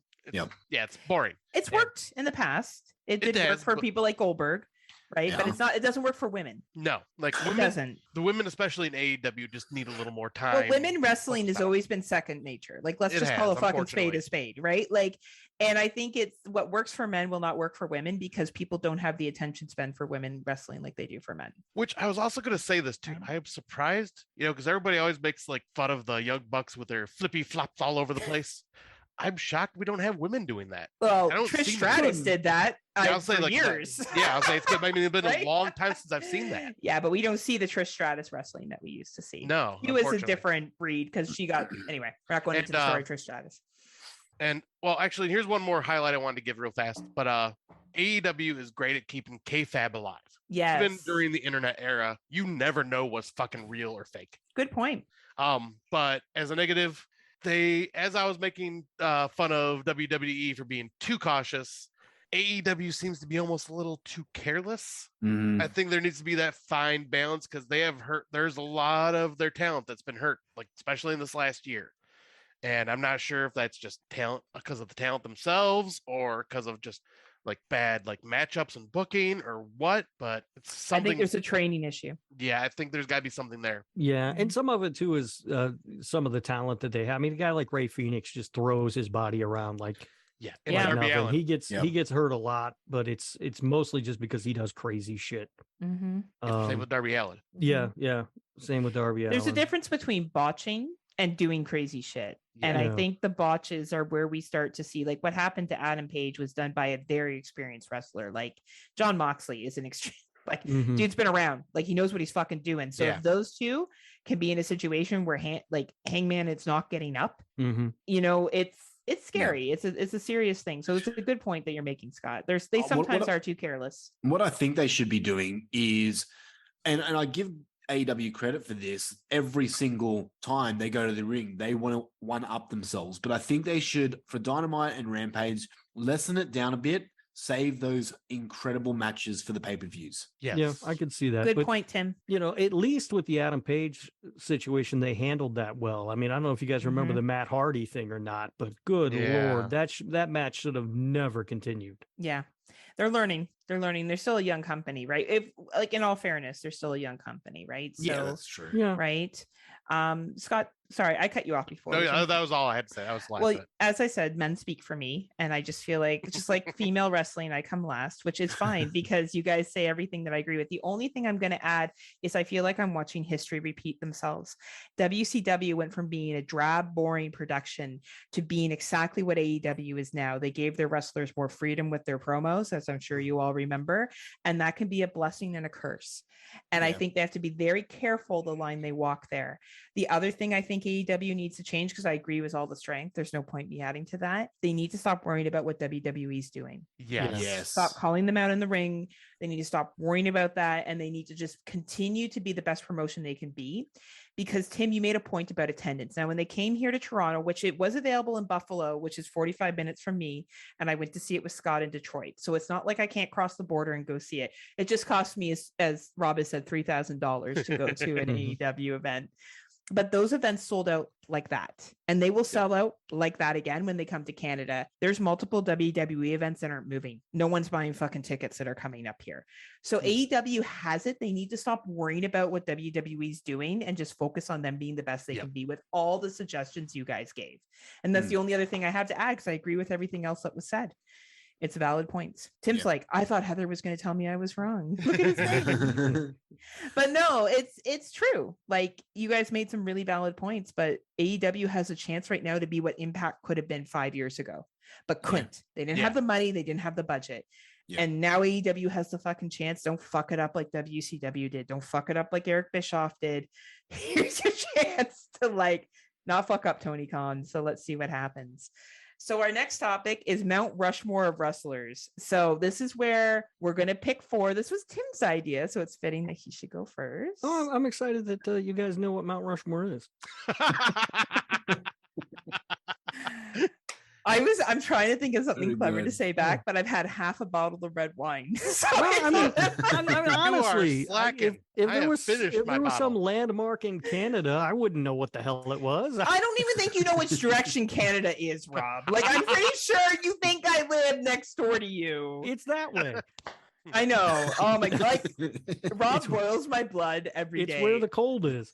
Like, and I don't know why that is. That pushes me over the edge. Scott knows it because he's laughing. He knows that it makes me like psycho. Anyway, why don't we go to Tim before I fucking kill Rob, and we find out what Tim thinks about who his 4 are. All right. I'm gonna be quick. I've actually made 2 lists. One Like a list which personal one and then like an objective one. Yeah, one that I Cool. think is probably correct, and then my personal one. Okay, So cool.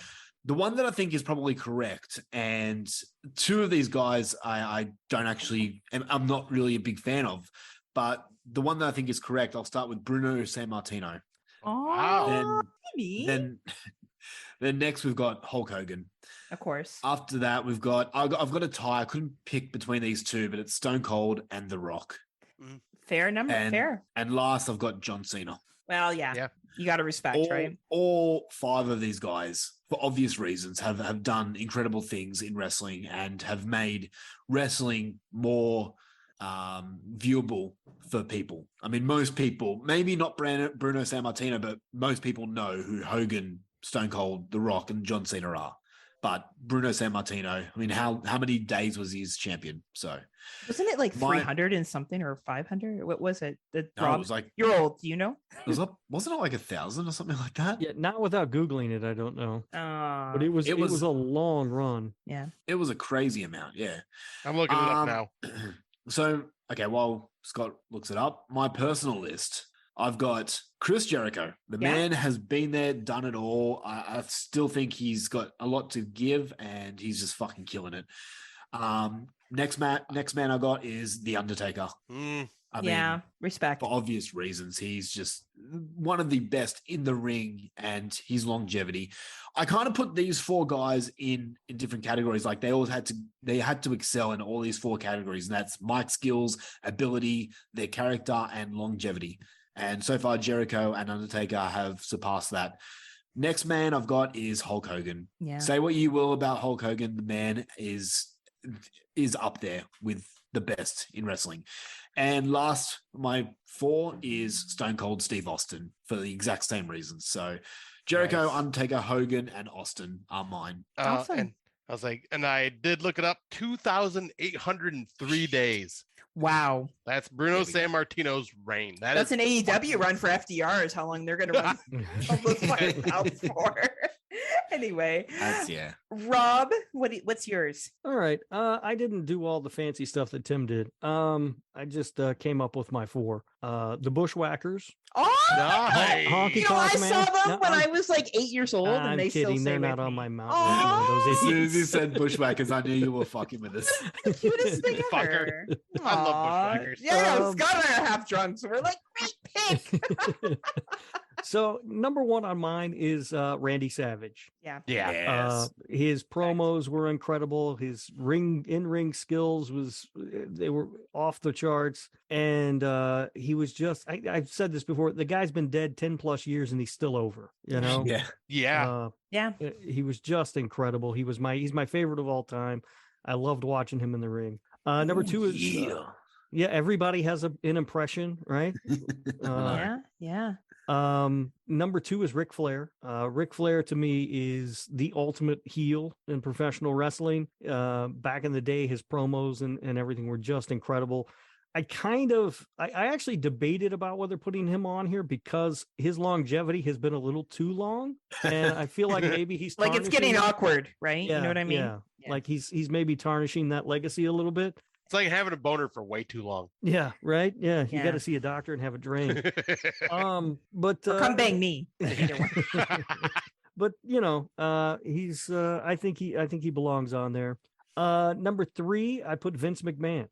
Vince Respect. McMahon Wow. changed the Respect. entire business of Yeah. professional wrestling. He made it into something that he made WWF, WWE into something that the sport had never seen before. And when he finally did decide to come on camera as a character, he's possibly the greatest heel character of all time. Yeah. Good point. Yeah. Good point. So, personal feelings about the man aside, again, maybe his longevity ruined that legacy a little bit, but what he did was absolutely amazing. And the number 4 is a bit of a cheat, maybe because, well, he was a wrestler, but I never saw him wrestle. When I watched professional wrestling, even as a kid, one of the things that I liked the most were the out of ring personalities, your managers, your announcers, your commentators, all that sort of stuff. And the greatest ever was Bobby the Brain Heenan. Oh, Oh, man, shit, he was yeah. fucking epic. Yeah. So He's he great. gets my 4th slot. There will never be a team on commentary that comes close to being as good as Bobby Heenan and Gorilla Monsoon back in the old days. Those guys were fantastic. Dude, His work as a manager, his promo work, everything was just perfect about him. Absolutely loved the Brain back in the day. amazing. Wow. He was Great. even He great shocked when he me. would do interviews on documentaries because he was fucking real. Yeah. Like, he didn't hold back what he thought. Yeah. I remember when he talked about the Ultimate Warrior and his first Oh. impressions of that guy. And it's funny to watch that. Yeah. They don't Yeah. show the destruction of the Ultimate Warrior anymore because they're all kissed and made up at WWE. But like Bobby Brain's fucking dialogue on that is hilarious. And So, Tim, I do have to ask, were you shocked as I am that CM Punk is not on that list? I honestly thought he was going to say CM Punk times 4. I didn't think he No. was going to, but that's because No. Rob and I are really good friends. No, I do love Punk. He is my favorite, well, active, I guess in quotes at the moment, wrestler. But he's not quite there yet. Yeah. Mm. Fair. That is fair. All right, Nice. Scotty. That's a good list. It is. I like how you put Vince McMahon on there. As much I agree with you, Rob. That's a really valid point you made about him. He did Yeah. change the face of wrestling. Yeah. He's without what we know him, today. Without Right. him, we're all going to see these shows in smoky armories somewhere. Yeah. And bingo halls where they're yeah. having bingo over on the other side, Yeah. right? Yeah, no So- shit. That is, right. yeah, you got to give the man props. Right. Even All no right, matter how Scotty bad he too. is. Scotty too hottie. All right, so I kind of went with just like, personal favorites here. I didn't do the whole thing Tim did because I wasn't thinking that far back. But for me, number 1, one of the greatest heels ever, Rowdy fucking Piper. God Yeah. bless that man. One of my favorites as a child and fucking loved that man. And like to the day that he died, he was just one of my all-time favorite people and just wrestlers in general. He was the one that truly showed what being a heel was like in my eyes. The best person to never win the title. Yeah. Yeah. He was great. And hell comes to Frogtown and they live. I mean, come on. Yes. He wasn't a bad He actor, to was- be honest yeah. with you. Yeah. He was pretty good. No, he's right? good. Yeah. For a wrestler, like he wasn't bad. And then another one from the 80s that went on till about early 2000s. I'm just a sexy boy. Sexy boy. Yeah. Good old Shawn Michaels. Did you ever see the video where he deceives Marty Jannetty at the Brutus Beefcake? Yes. little- That's classic. Yeah, I remember watching barbershop. that live, like not live, but Really? like on TV, and I was like, "Oh my god!" Like I was devastated as a child that they would break up. Right? Yeah, it was a big Yeah. deal. Yeah, like he was one of my Shawn Michaels was, and when he was in the tag team with the Rock Stars, I was a huge fan and got to see them at a house show. Like that was the only Cool. show I ever went to when I was a little kid, and I was so fucking excited to see Shawn Michaels and to like see him come back as just like HBK and just do everything he did, and then the fucking what we thought was like the retirement match for fucking what's his name? I'm drawing a blank at the moment. All of a sudden, They all retire, but they never really retire Right. unless they're dead. That's the only time they're actually. oh Retired. god, I don't. Undertaker. no, woo! With Oh, Ric Flair. Ric Ric Flair, Flair, yeah. thank you. But yeah, that match and just like you see him just saying "I'm sorry" before he fucking knocks him out or whatever. Like, I'm sorry, I love you. Oh, Yeah. tears. God, that was heartbreaking. But like, just his career throughout, He just, like, screwed the Brett, history. so Yeah, he fucked over Brett, unfortunately. Like, but like, I have to admit, like, even watching like this deep dive interview with him, like, and how like sorry he was to do that to him, and like, how they made up at the end, like, it just beautiful. And to see where he is now, it's just fucking Shawn Michaels, one of my favorites. And he has a great redemption story, right? Because He really does. just a complete asshat when he was He younger. was. And Yeah. he has done his best, from what I understand, to make amends. So Yeah. good for him. and Yeah, help like- young talent, right? Like help Yeah. young people coming into the industry. That's huge. Yeah, 100%. Like he went from being like this person that you just hated because he was so fucking arrogant to just like realizing the error of his ways and just kind of coming back around and just doing what he can to help. And it just as a Canadian, I'm not that mad about the Montreal screw job. Just so we're clear, I probably moved past it more than Bret Hart has. It really wasn't that big of a deal. Just so we're fair clear. enough. But how do you feel about Bill Goldberg? Oh, I'm really mad at him. I'm so mad. But yeah. And like just because I'm going through the eras obviously that I grew up with, because like I obviously missed a lot of the beginning to middle of the Attitude Era, so I'm going to focus on the end of the Attitude Era here. And Rob Van Dam, fucking huge fan of RVD. Wow. I love that man, like huge fucking fan. Like I just watched everything he did. Like, was that? Sorry, that was me. Oh, threw me off. I was Tim's like, getting wait, wait, voice messages. That's why he's popular. and then I'm gonna give one that's a newer one, and that is the Briscoe brothers. Wow. I fucking love their in-ring skills and their dirty South style promo jabs when they are like, if none of you have seen it, watch their fucking 3-match feud with FTR. Holy fucking hell, that is some of the most amazing work I have ever seen in ring. And then their promos talking shit to FTR is just incredible.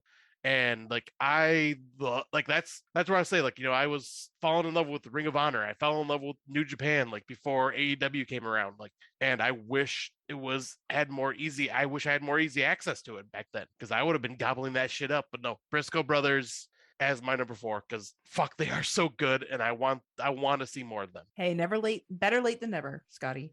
My 4 is pretty simple. I'll be honest. I float a little bit between Macho Man. I agree with you, Rob. I think Macho Man was iconic. His personality, his control in the ring, how he scheduled all his matches. He made his matches good no matter who you were. He made you look good. And I think there's a lot of there's a lot that goes down in wrestling history because of him. So it was really hard for me to come up with 4, so I may just say 5.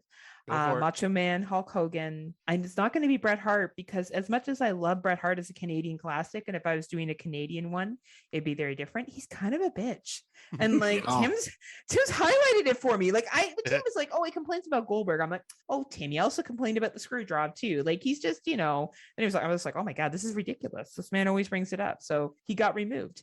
The Rock, Stone Cold, and John Cena. We would not have wrestling as it is today if it wasn't for those last 3. Macho Man and Hulk Hogan carried the 80s. Incredible talent. But when we see what we have today, and it's interesting because I was never huge fans of the 3 of them, but I respected them. And a little note about John Cena. I went to arenas where I watched people throw shit at him. I watched people grown men scream at him. Well, I watched a little kid in a chair with all his stuff, like his t-shirts, everything else decked on. And I turned to dudes and I'd be like, can you grow the fuck up? There's a child here. Like, seriously. Like, that kid came to see John Cena. He doesn't need to hear you screaming as a fucking 40-year-old man what a loser he is. Like, honestly, it's wrestling. And I think what John Cena has done for Make-A-Wish and children is out of this world. Like, whether he's the best wrestler in the world, you know what? He's not. But he's really given back and constantly worked, even as a champion. He wasn't a part-time champion. He never was. And I give him credit for that. So I think he deserves to be up there too.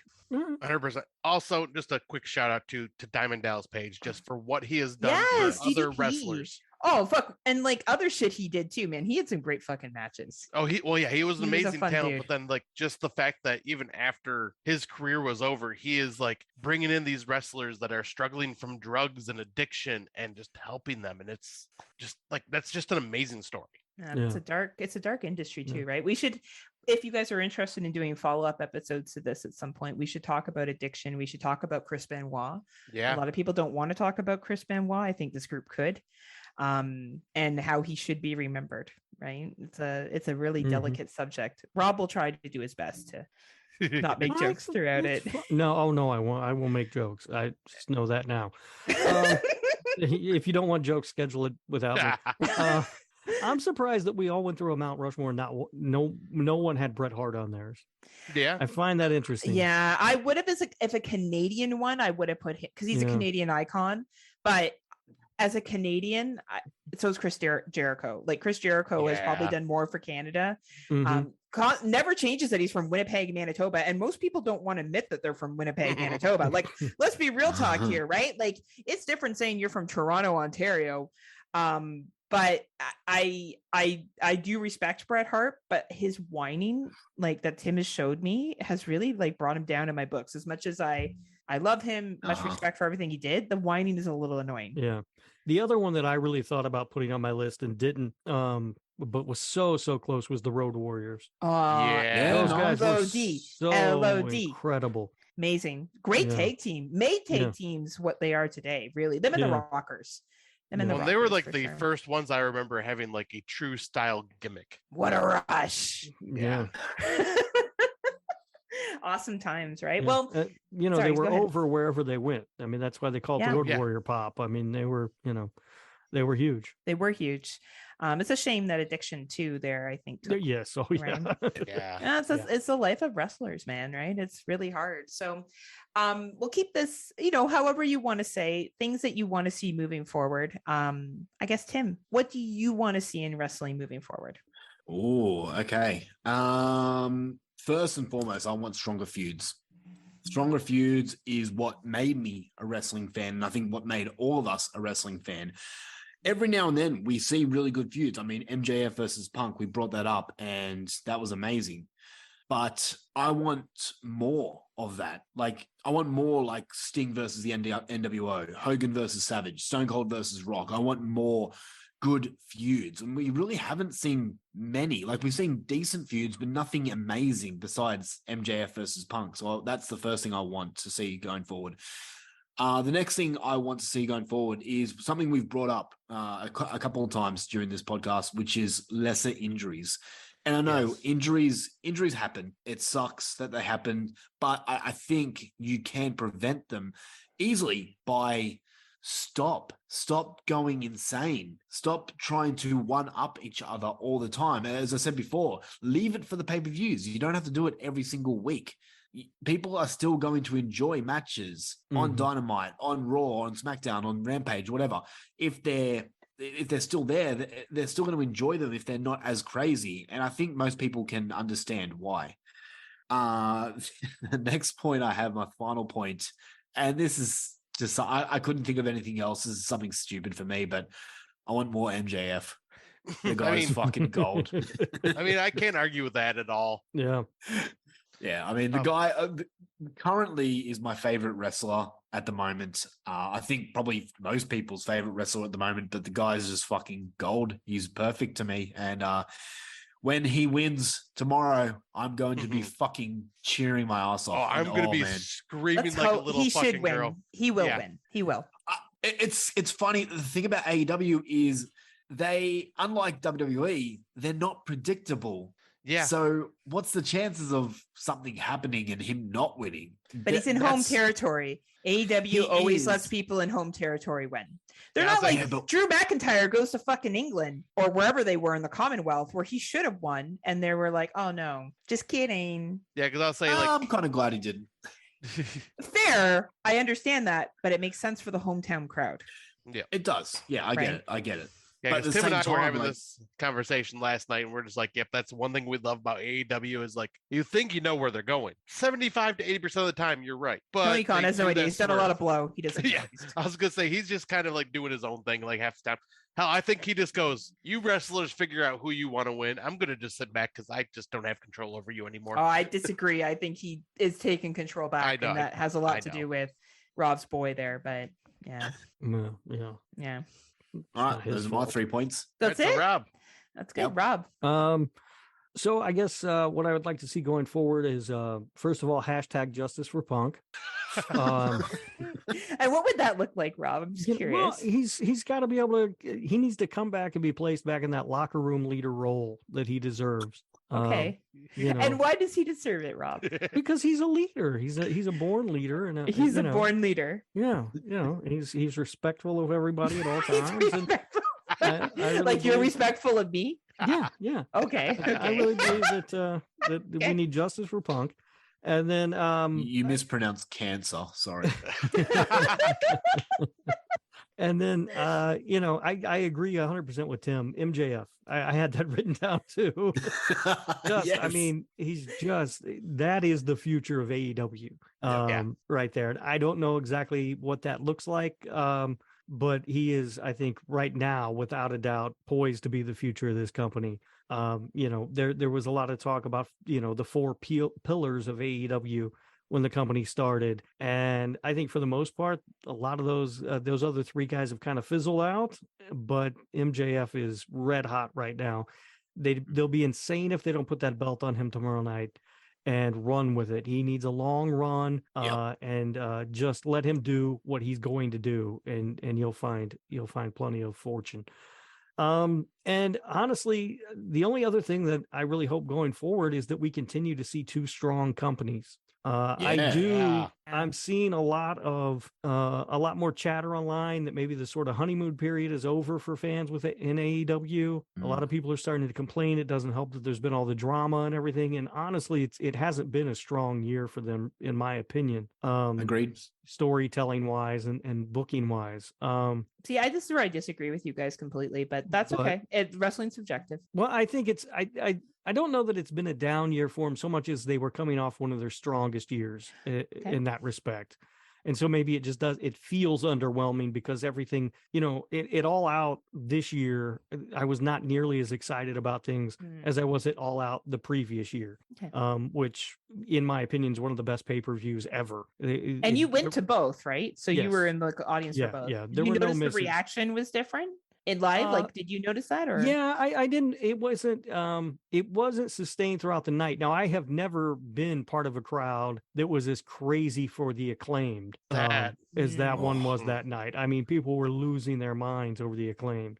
But for the most part, it didn't seem like it was a sustained reaction throughout the night like it was the year previous. But anyway, the momentum maybe is starting to come off of AEW a little bit. And I don't want to see them backslide and we get a WCW situation where everything just goes straight to hell. And we're back to just having one company. We need two strong companies to continue to make this worth watching. Valid point. Yeah, agreed. I think part of it is they just need to balance the egos that are in that company. Right. Well, they also need to not give too much control. There needs to be a fine balance, right? You balance the egos by putting guys like Punk in charge. Absolutely, because he has no ego. That's the one thing that's great about CM Punk. He's just really humble. He's selfless. All he wants is his muffins from Mindy's Bakery, and we're good. That's it. The fact that he went on about that for so long. And it's funny because I had no idea that he lives a straight edge lifestyle. No idea. He's never mentioned it once in his 25 years of wrestling. Right, Rob?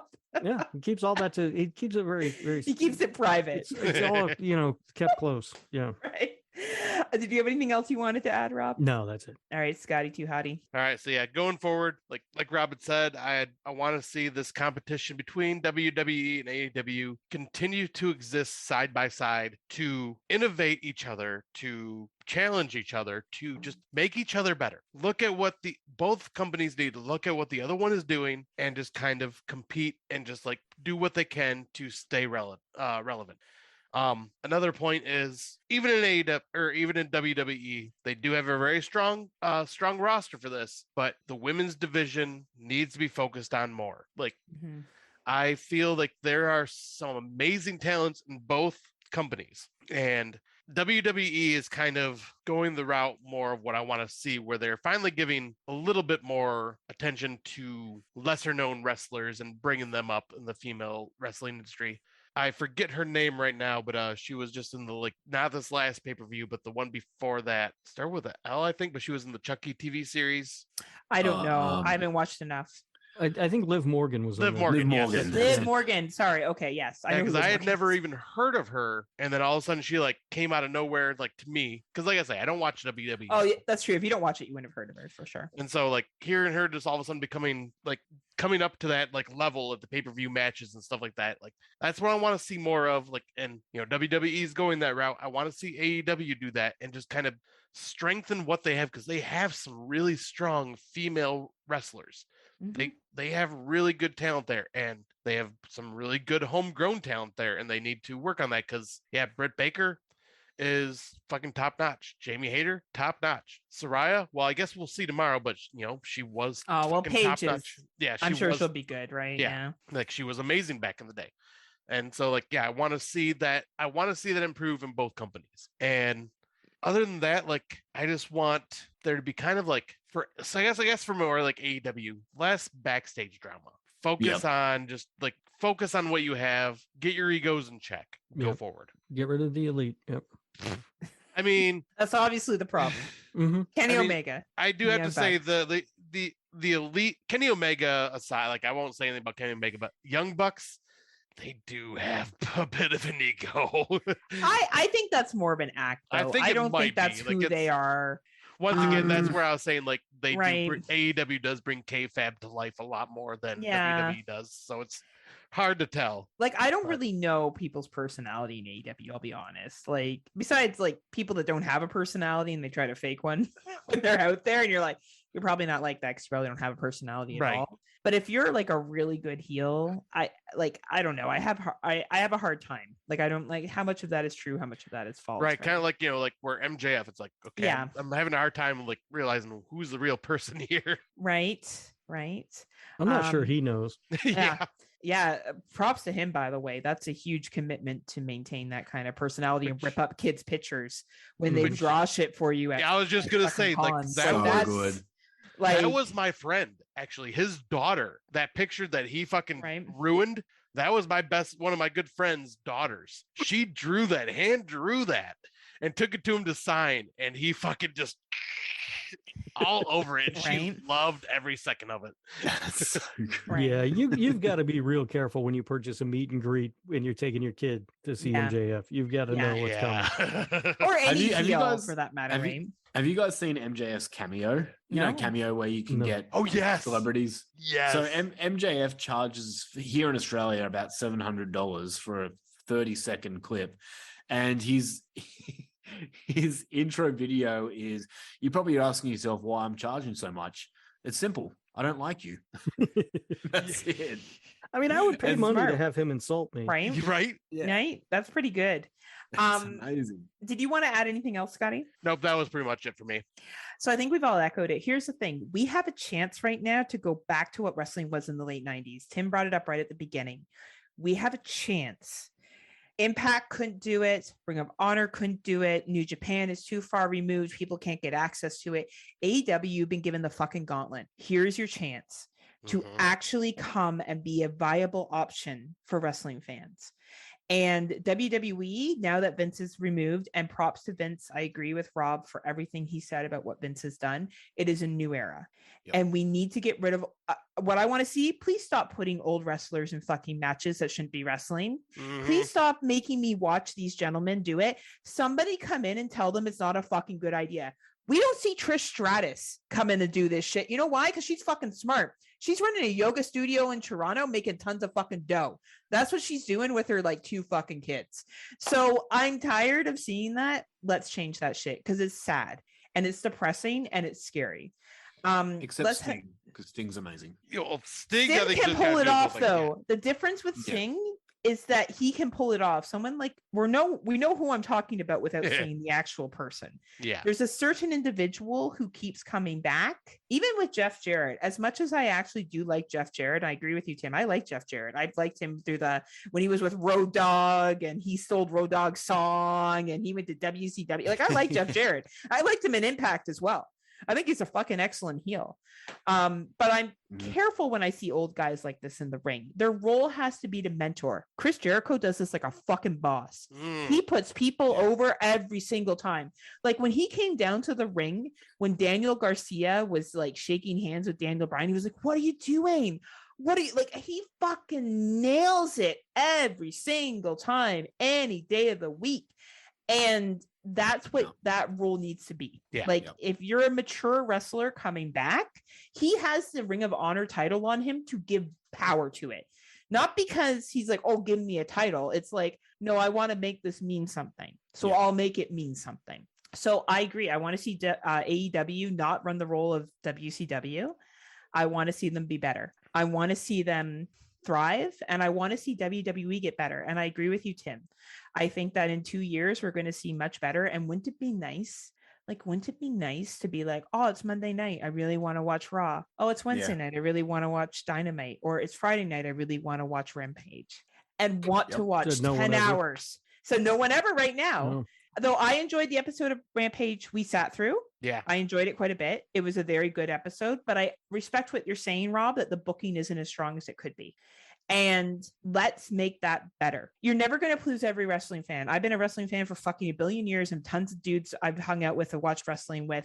None of them are ever happy. You can show a match that is like the best match in the world. Someone's going to have a fucking problem with it. That's fine.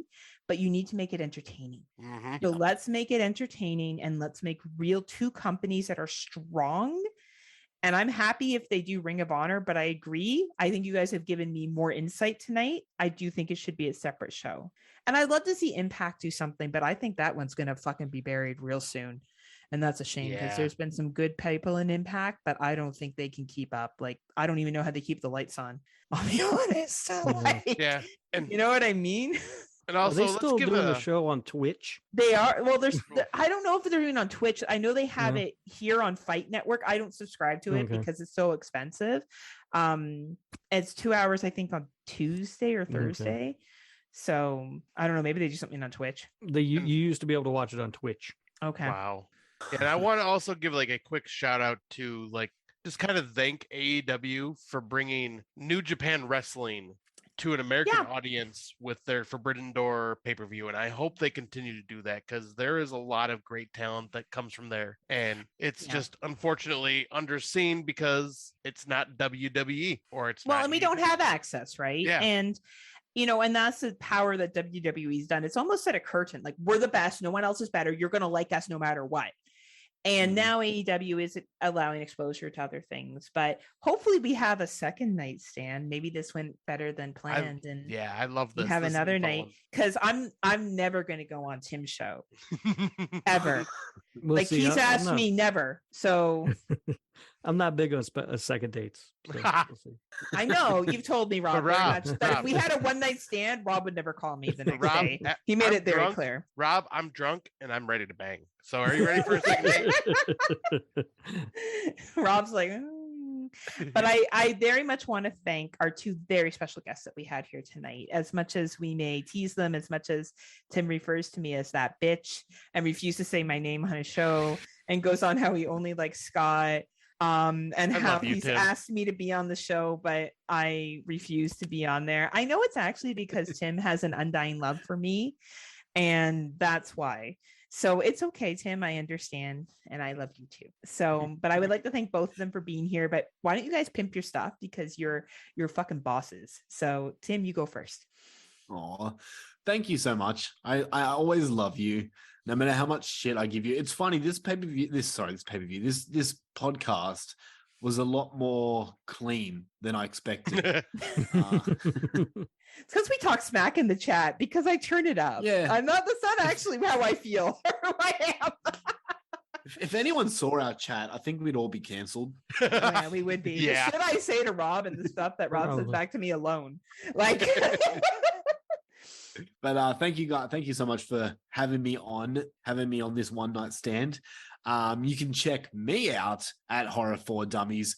I do another show called Wrestling for Dummies, which is on the same feed there, which is me just spilling my guts about wrestling. So if you like this, check out that. One day, maybe I'll have, I don't know, Scott and Rob on.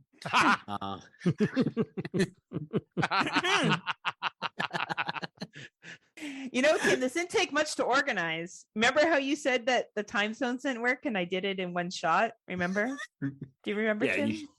you have to cater for one person. It's going to be easier now with Daniel's Daniel gone. not- Fuck Daniel. No one cares. Yeah. Fuck Luffy. Yeah, fuck that guy. Fuck that. Fuck that mushroom.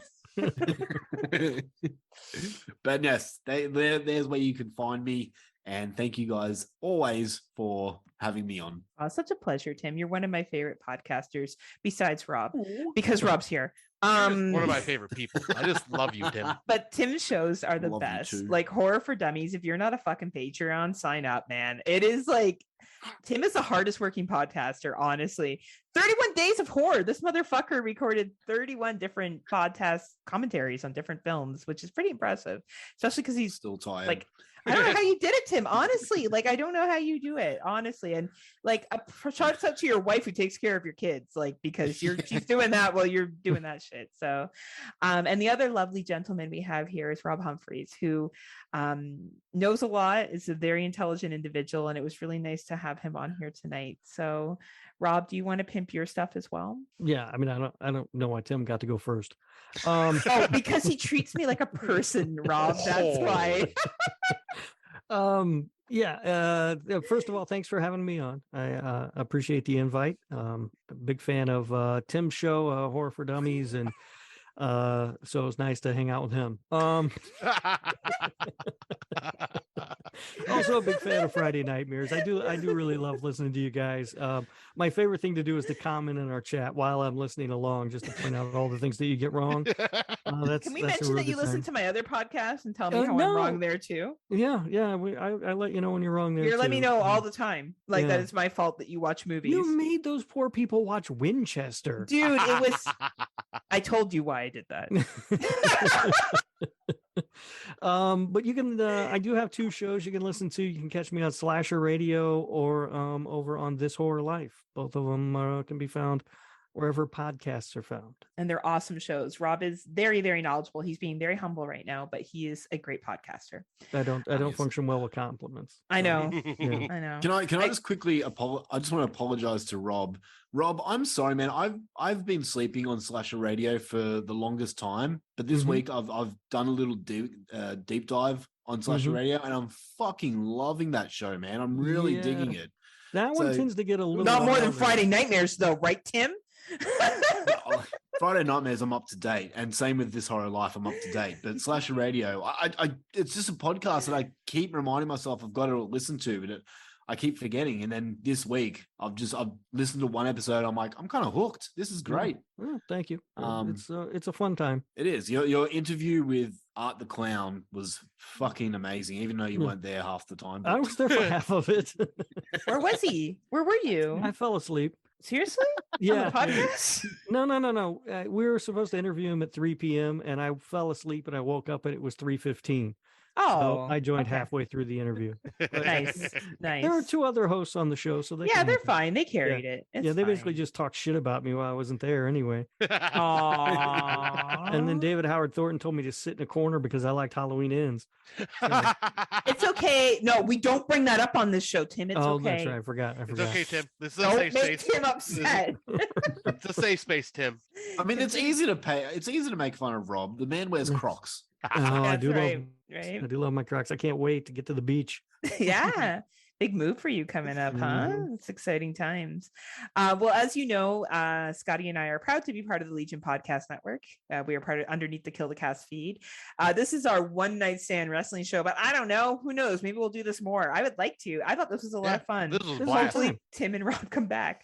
Maybe we'll invite Don and Ellie. Maybe Yeah. Don would be interested. Yeah, let's right? bring Don into the fold. We're all We could start about- we could start our own wrestling horror community. Oh, With fuck this. yeah, we could. We sure could, right? We could compete I'd- with that Wrestling for Dummies podcast. Who are they? People are like, God, this one Aussie guy sounds the same on both podcasts.